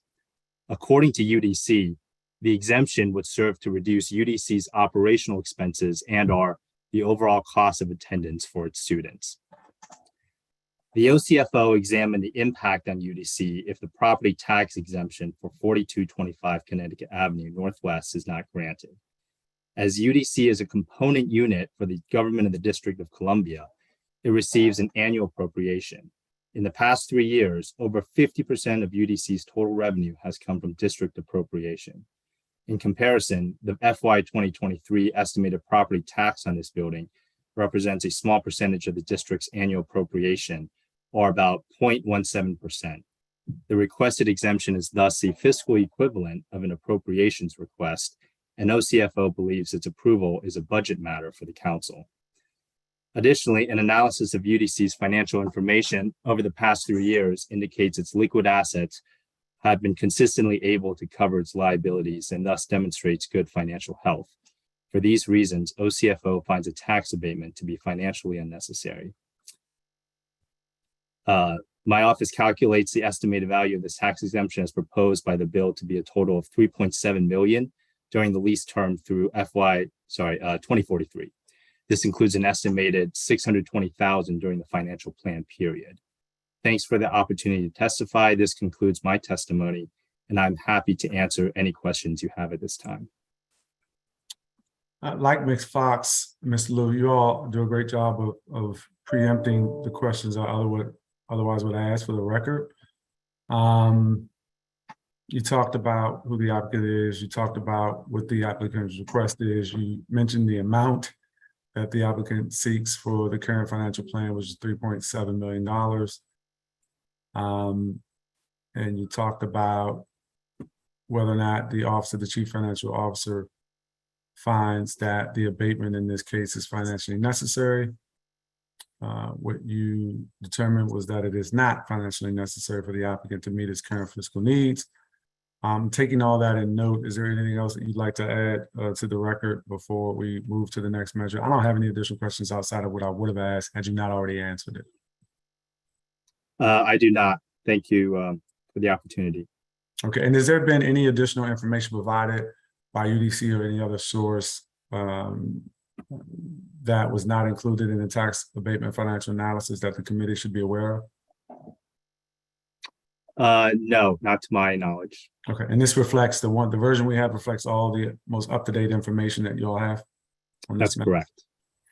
Okay, if anything changes, any additional information comes in, please let us know. I will ask the one question I typically ask though. What you all are looking at in these TAF analysis are dollars and cents. It's strictly based on numbers, and you all are not factoring in policy decisions or policy considerations in terms of the student body there, how the money could otherwise be used to further the institution's educational purposes. Are any of those things taken into consideration when you all do the tax abatement financial analysis? No, we do not factor into any policy considerations or previous legislative policy precedents. Okay. All right. I appreciate your testimony and thank you very much. Thank you.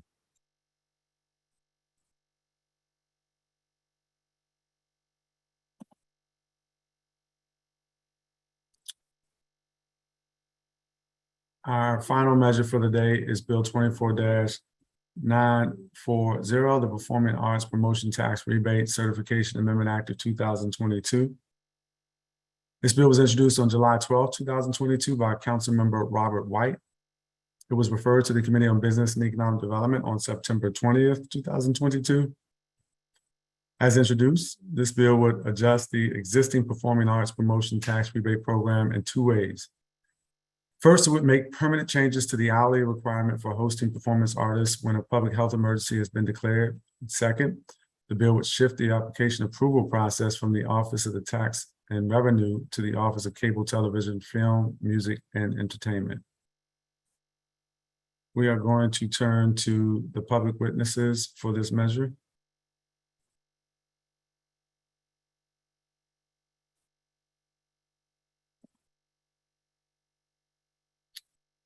I'll make a call.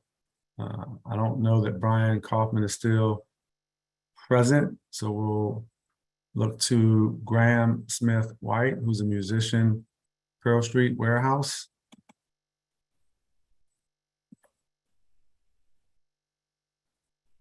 And I see Chris Noam, I think is how the name is pronounced, who's the founder of Listen Local First DC.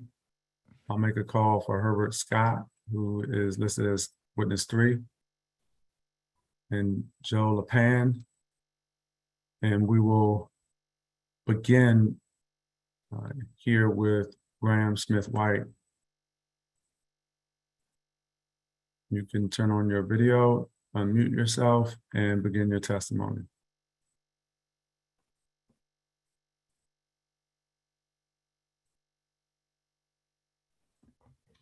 I'll tell you what. Hi, can everybody hear me? Yep, I can hear you now. Nice. I'd like to thank the members of the committee for having this. Thank you for taking the time to consider updating the Performing Arts Promotion Act to better position the rebate to benefit local small business venues, which are a vital part of our local music industry. I sat before you when this legislation was first considered and spoke about the significance of small venues in the development and growth of local music communities, specifically communities of practice and communities of interest. That has not changed. In fact, arguably, the COVID-19 pandemic has made this legislation more significant and necessary, as evidenced by the mayor's extension of the application period as the first act of relief for the local music industry that shut down in the interest of public safety. Music venues are an essential part of the music industry. They allow the community of practice, artists, musicians, an opportunity to present their practice/work to communities of interest, fans, friends, family, etc. All the world is a stage, but music venues enable the professional practice of music the ability to earn income from the practice. They enable cultural exchange, creative growth, and neighborhood development and socialization. These benefits do not come for free. However, venues come with significant upfront costs and overhead, which a regular bar/restaurant does not have. From dedicated space costs to specific licensure and insurance, at times, presenting an artist can be indistinguishable to an outsider from a form of financial speculation. There are good nights and bad nights. There's also a whole third industry which is needed to support professional presentation of music, event booking, production, promotion, etc. To demonstrate this, I'm using hundreds of thousands of dollars worth of equipment to present this testimony. This is my stage. I don't own it, but I manage and maintain it specifically because of and in service to the things I mentioned previously. It is an essential part of growth and development as an artist, neighborhood, and community for Washington, D.C. This is Pearl Street Warehouse, a 300 capacity dedicated live music venue located at the wharf in the Southwest waterfront. And this month, we're celebrating 5 years as a cultural exchange hub for musicians and audiences from Washington, D.C., the Mid-Atlantic, and beyond. The first act on the stage was Booker T. Jones. The back door to the stage had to be redesigned specifically for him so his instrument could fit through the door. Billy Gibbons of ZZ Top has told me personally that this is his favorite venue to perform on in DC. Our 2020 New Year's Eve act was DC's own Oh He Dead. And we have unintentionally booked a night of local bands who all share the same local prolific drummer, Ben Tufts. We've hosted high-profile political and business personalities from FLOTUS to Mayor Bowser. This is a transition stage where artists grow in their understanding of their craft as they move from hobbyist, part-time artists to full-time cultural exporters, AKA touring artists, and where higher-level professionals can work more intimately with their fans, knowing that they are supported by skilled and experienced individuals. This is a gathering spot for tourists, DC regional music lovers, and folks on their way to other events in the neighborhood. What we are not is eligible for the support this rebate provides, which is intended to be for businesses exactly like this, because of the direct tax liabilities or lack thereof enshrined in the lease for this place. This is not the only venue in DC that is experiencing this wrinkle in the tax bureaucracy, as you will have heard. Further, as more large multi-use real estate developments are created in the city, we will see more of these scenarios alongside venues that are slightly larger, 400 to 500 person capacities. For this reason, I'm asking and suggesting that the specifics be adjusted to 500 capacity to accommodate this growth, as well as adjusting the tax liability and burden to be an either or of property and sales and use tax, or a waiver in the event of an absence of any direct property tax liabilities. Moving the vetting and approval of eligibility for the rebate to OCTFME would additionally help with navigating the realities of the business of music and how it interfaces with tax codes, as well as provide a check and support for a potential waiver. Lastly, this city and industry are only getting more expensive, and any upward adjustment of the total credit is certainly welcome. Thank you. And thank you for your testimony. I'm going to turn next to, I don't want to mispronounce your last name. If you want to share it, I appreciate you joining us. Naum. And you can begin your testimony, Chris Naum. Yes, thank you so much. Thank you, council member. My name is Chris Naum, pronouns he, him.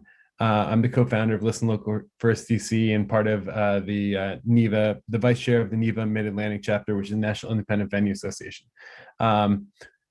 So we work closely with Katie in council member White's office, members of OTR and Lawrence Cooper from OCTFME to come up with the basis of this legislative amendment over the course of the spring and the summer. This legislation is a huge help to local venues. Since COVID, we have lost over 12 small venues across the city and many more may be on the verge of closing.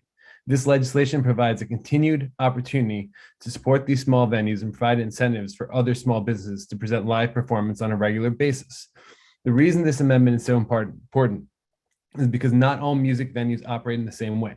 The legislation calls for venues to show proof they daily compensate and host 48 hours of live performance a month. Some venues sell tickets online ahead of time. Some venues let the band sell their own tickets. Some venues collect a cover charge at the door that goes directly to the artist, and some venues work with promoters, collect and split the amount. The requirement for providing fair compensation through OTR has been burdensome, asking venues to show a year's worth of canceled checks. And it has also provided a challenge for other venues who let their bands sell their own tickets or work with promoters. If OCTFME were able to act as the certificate entity, similarly in the way that DOEE certifies, say, urban farms, and then delivers that list of certified entities to OTR for their tax rate, this process would be much easier for the small venues because they have the know-with-all to be able to determine whether the venues meet this criteria, and you're not putting that burden on OTR to be able to determine it. Additionally, additional notes on this. We would like to ask for the monthly hour cap to be brought down to 40 hours a month. There are many venues that are only open 4 days a week and have live performance the majority of the days of the week that they're open, but they may not be able to meet the 48-hour number, which was conceived of for venues that are open 6 days a week. Also, there's been an issue with some of our small venues, as Graham mentioned, that are part of large developers. Apparently, they do not have specific lot numbers and cannot apply for this rebate program. We do not have a proposed solution here, but maybe there's a way through this legislation to notify the developers of this rebate and require that they pass this rebate on to their tenants. Finally, we propose raising the cap of the rebate above $15,000. Currently, $15,000 rebate is an incentive for 48 hours a month. As an incentive for 48 hours a month of live performance breaks down to roughly $125 per evening of performance, which does not really even meet fair compensation rates. Obviously, this is still helpful for many businesses, but it does not fully acknowledge the incredible cost of hosting live performance on a regular basis and may not be that much of an incentive for a new business to take on the cost of hosting live regular performance, which is what the purpose of this legislation was. Thank you. Oh, I will also be submitting, because of all this festival we have coming up this weekend, we'll be submitting testimony after the fact. Sorry, we could not get it to you ahead of time. Yeah, I was going to ask you about that. I know that you all have made some suggestions about how the measure before us might be changed or how the underlying enabling legislation might be changed. And so I want to make sure we capture that accurately. I do just want to make sure, and I thank you both for taking the time to testify and your advocacy for this rebate and the changes to the rebate.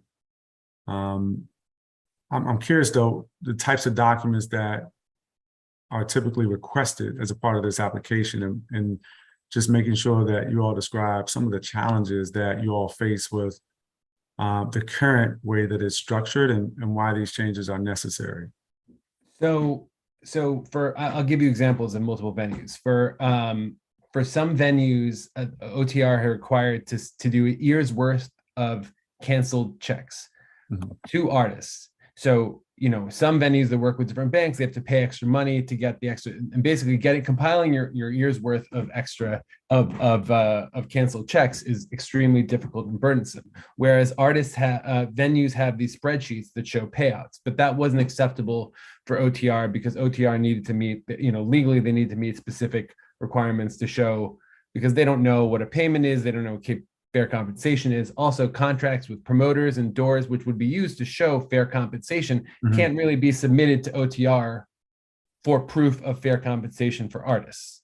And so that has actually dissuaded some other venues from applying because they couldn't show, canceled checks to each of the performing acts. So that's why, like I mentioned, we found out that Department of Energy and Environment has this program where they certify, urban farms get a tax rebate from the city, but the certification for that goes to DOEE. They then read the legislation, see that everyone meets the certification for urban farm, and then they submit that list over to OTR to provide the rebate. And we're suggesting something similar with this that lives within OCTFME. Right. And in terms of I always get this acronym all screwed up. The Office of Cable Television. I'll just leave it the first to OCT. In terms of the types of things you think they should be required to ask for, or the information that should be a part of their application process, do you have a sense of the types of documents that you all think should be required to be provided to them? Is it some of the things you just mentioned that you're already going to have that they probably, given the mandate of that agency, might be more familiar with? Yes, that's exactly the point. And speaking with Lawrence Cooper, who's the general counsel at OCTFME, he is the one that we had numerous meetings with him and with a number of venues and with OTR over the course of the summer and over a couple months, explaining what that process would look like. Obviously, it would come up to their office to determine, what meets the legal qualifications for them to be able to do this. But it was understood by all parties that, given they're familiar with these types, more familiarity with these types of businesses, they felt that it could be a good fit. Okay, all right. And you mentioned the similar program, Urban Farm Tax Abatement with the OEE. Is there any other similar abatement process that you're familiar with? Is that the only one that came to mind you'll find out about? That was one that was an example that we found that was the easy one. So we figured that was similar. We're happy in the testimony. I'm happy to do research on some other programs that are similar. And I'll ask Basil Ficina, who he may have an answer, he may not, but maybe the Office of the Chief Financial Officer is familiar with similar programs to the one described with DOEE. Yeah, if you both could provide your testimony in writing and any specific recommendations to make changes with the bill as it is currently introduced and before the committee, we would like to hear from you all. Yes, we will submit. And people said sorry, go on, Graham. Sorry, yeah, I actually tried to send it ahead of time and couldn't figure out what email address to send it to. Okay. Can that be posted in the chat or something, maybe? Yeah, Alicia, if you could do that, the committee director, Alicia DeFazio, is point of contact. So I'm horrible at trying to click on the chat and then go back and monitor the other screens that I have up. So I'll let her take care of that. And and if you don't get it in the chat, then I think we already have your information though. And she'll provide you hers. So yeah, if you can get both of your testimony in writing, that'd be great. Yep. Anything else you want to add to the record before we transition to the CFO's office? I just wanted to add that on behalf of some of the other people that were supposed to testify, they've had a bunch of fires that have come up at work and or had to be traveling. And so they apologize for not being able to log on, but they will be submitting written testimony.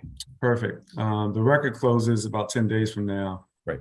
And so, yeah. Oh, Joe said he's on. Joe Lappin, sorry. He said he joined. I don't know if it's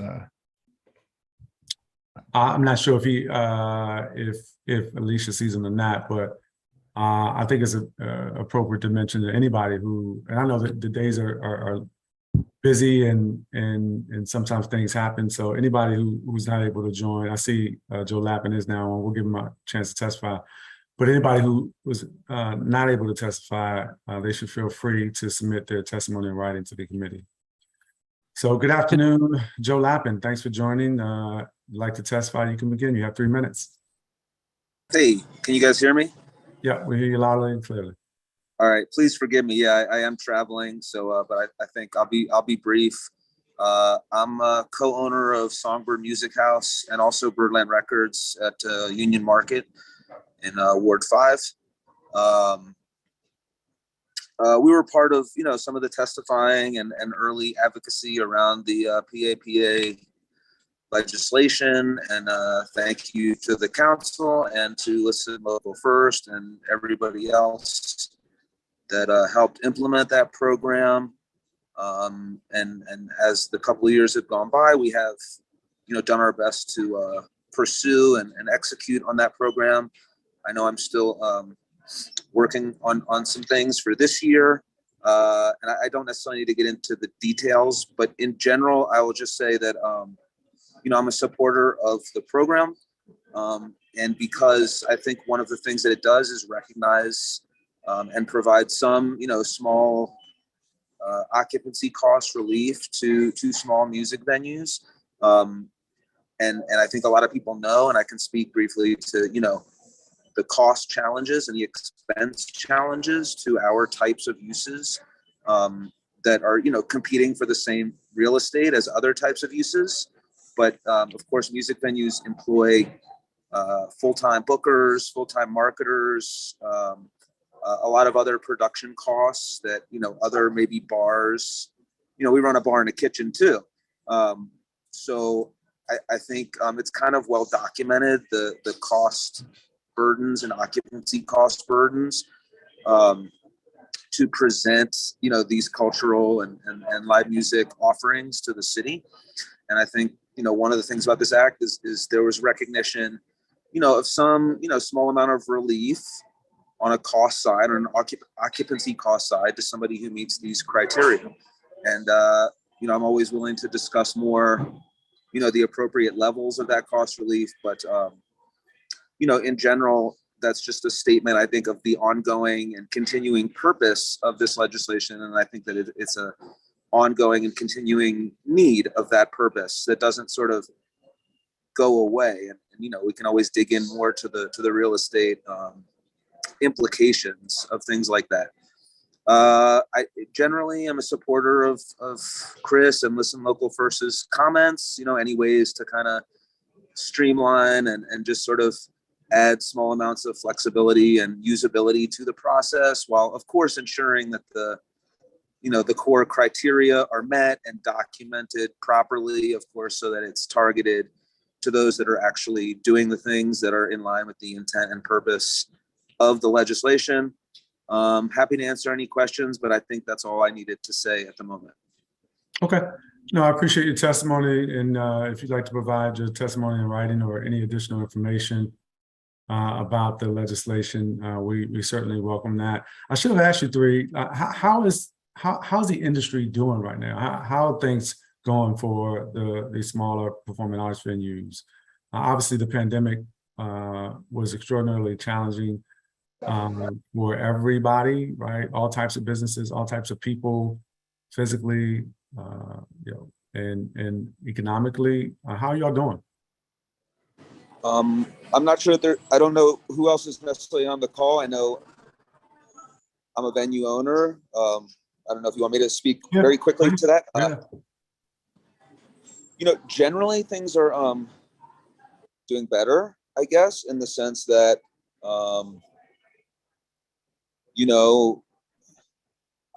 elements of the pandemic have waned, pretty high vaccination rates, I think in our city and our region, I think less cases and things like that. So I think in large degree, we've made progress on people returning to things like live music in that regard. That being said, our industry is always subject to the fact that, we are attracting crowds that are standing around in close proximity to each other. We're also attracting a lot of, people that are traveling around the region, around the country in terms of artists and, their touring and production people and things like that. So we are subject to more canceled events and things like that than other industries, perhaps. Of course, not different than maybe other types of performing arts. So generally, I would say things, the environment is improving, but there's still a lot of challenges coming out of the pandemic. And then just all of the just back to all of the same general challenges that revolve around performing arts and presenting live music. But I'm fairly optimistic, and I think we're doing, perhaps as good as could be expected, or better than a year or 2 years ago.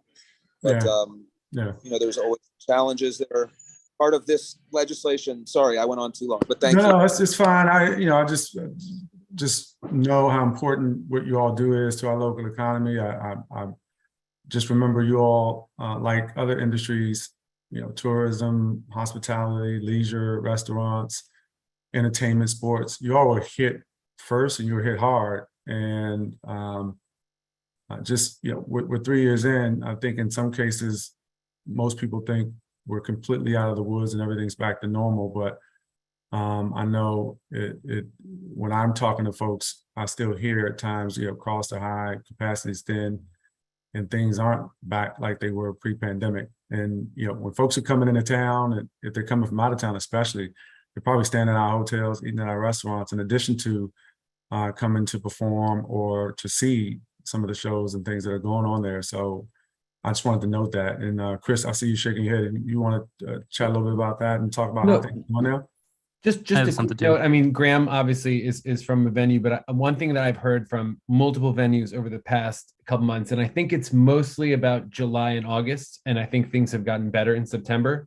But I've heard from at least 5 different small venues that July and August were some of their worst months. This July and August were some of their worst months for business on record since their opening. And some of these institutions have been open for 10 to 15 years. So it might be that people wanted to get out of town, because they can for the first time and there was less people around. But what I've heard since then is September has been okay for some of these businesses and sort of back to normal. But I did want to pass along that July and August were very bad months for many of the local venues. Graham?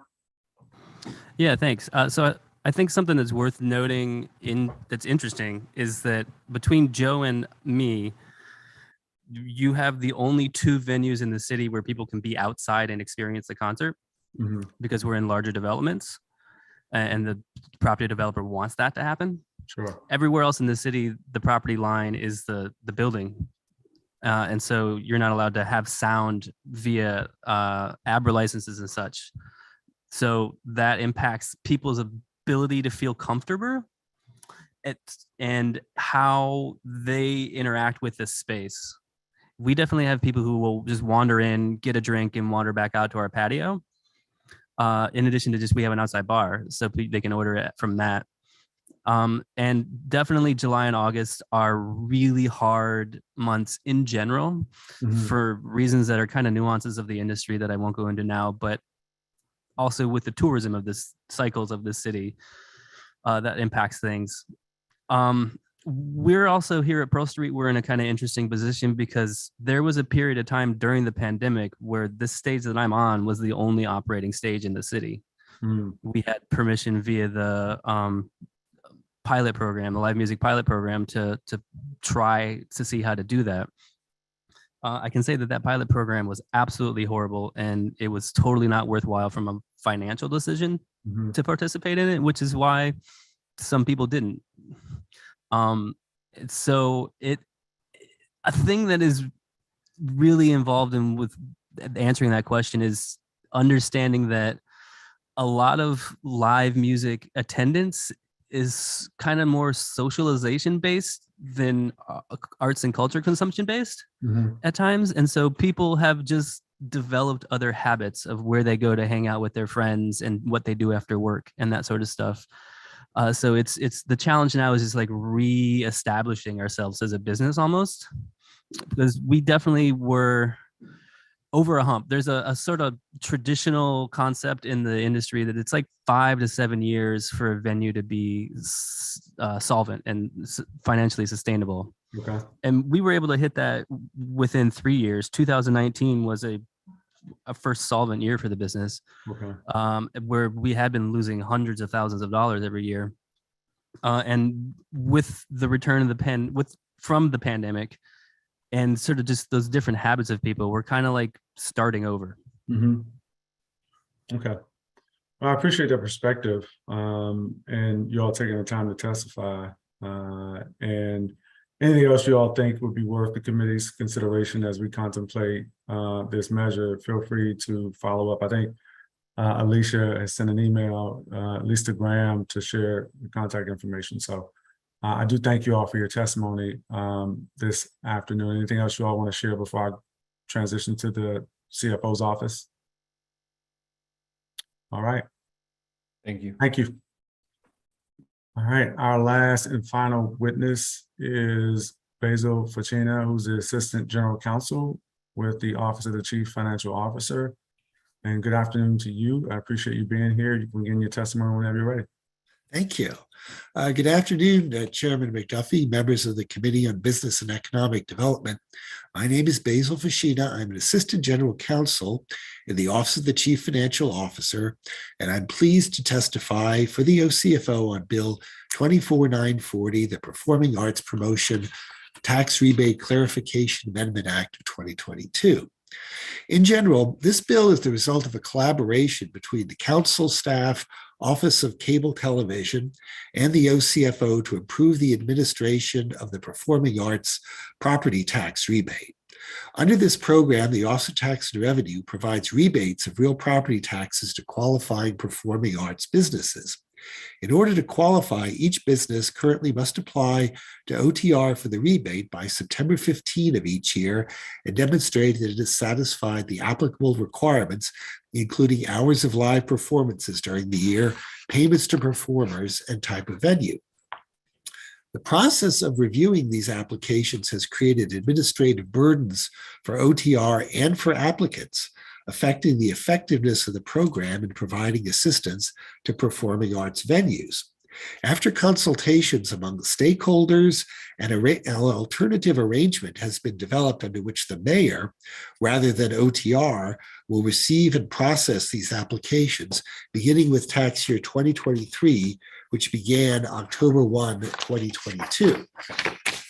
While the requirements for qualification will generally remain the same, the Office of Cable Television, because of its familiarity with the performing arts community, will be in a better position to understand what information applicants are able to provide and to verify whether applicants meet the applicable requirements.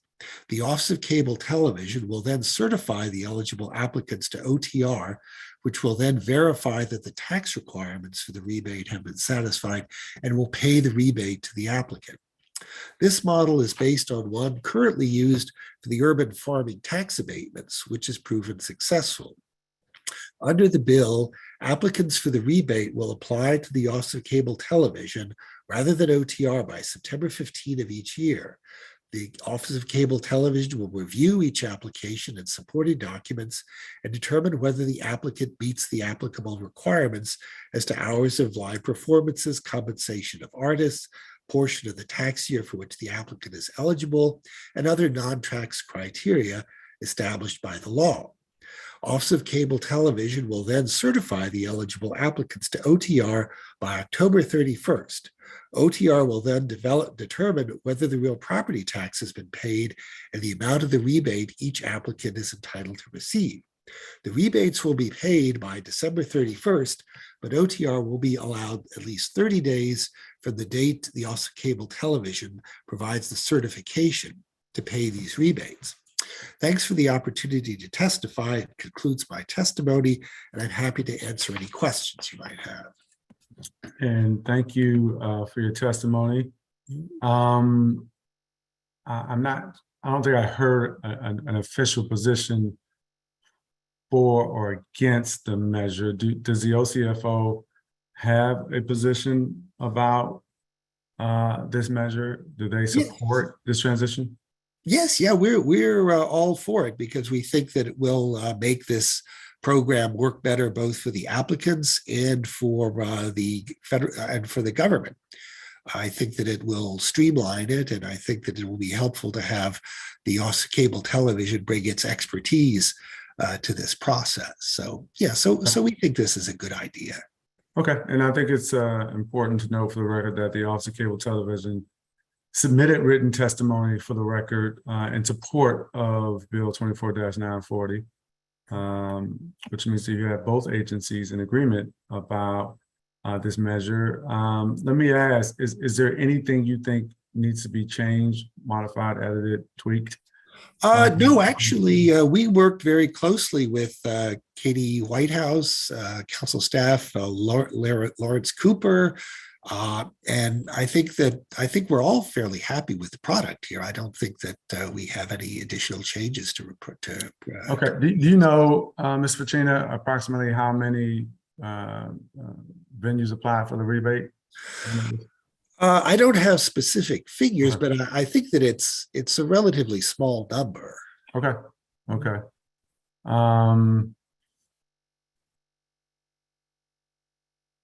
Is there a fist for this? I don't think so. No, we can check on this. I don't know if one is called for. It may just be a admin change. It might not have a fiscal impact, but we can certainly check with our revenue folks. Okay. All right. Do you have an opinion? I don't know if I feel like there's one of these rare instances where everybody seems to be in agreement. What needs to happen here? There's no suggested modification to the bill before the committee. We have testimony by the Office of Cable Television in support of the measure. We heard witness testimony by folks in the industry who testified and advocated in favor of this measure. And they will follow up with their written testimony with any potential additional recommendations. I actually don't have any additional questions. You talked about the example of the urban farm tax with the Office Department of Environment, which I plan to ask you about. Great job, Chief Financial Officer's office today with the testimony, preempting the questions I would have otherwise asked. If there's any additional questions that we need to ask from the committee, then we'll be certain to follow up in writing with you all. Is there anything else you'd like to add for the record before we close out? No, I think that's it. Okay. Again, I don't have any additional questions today, and this marks the end of today's public hearing. I would like to thank the members of the public who took time out of their schedules to provide oral and written testimony today.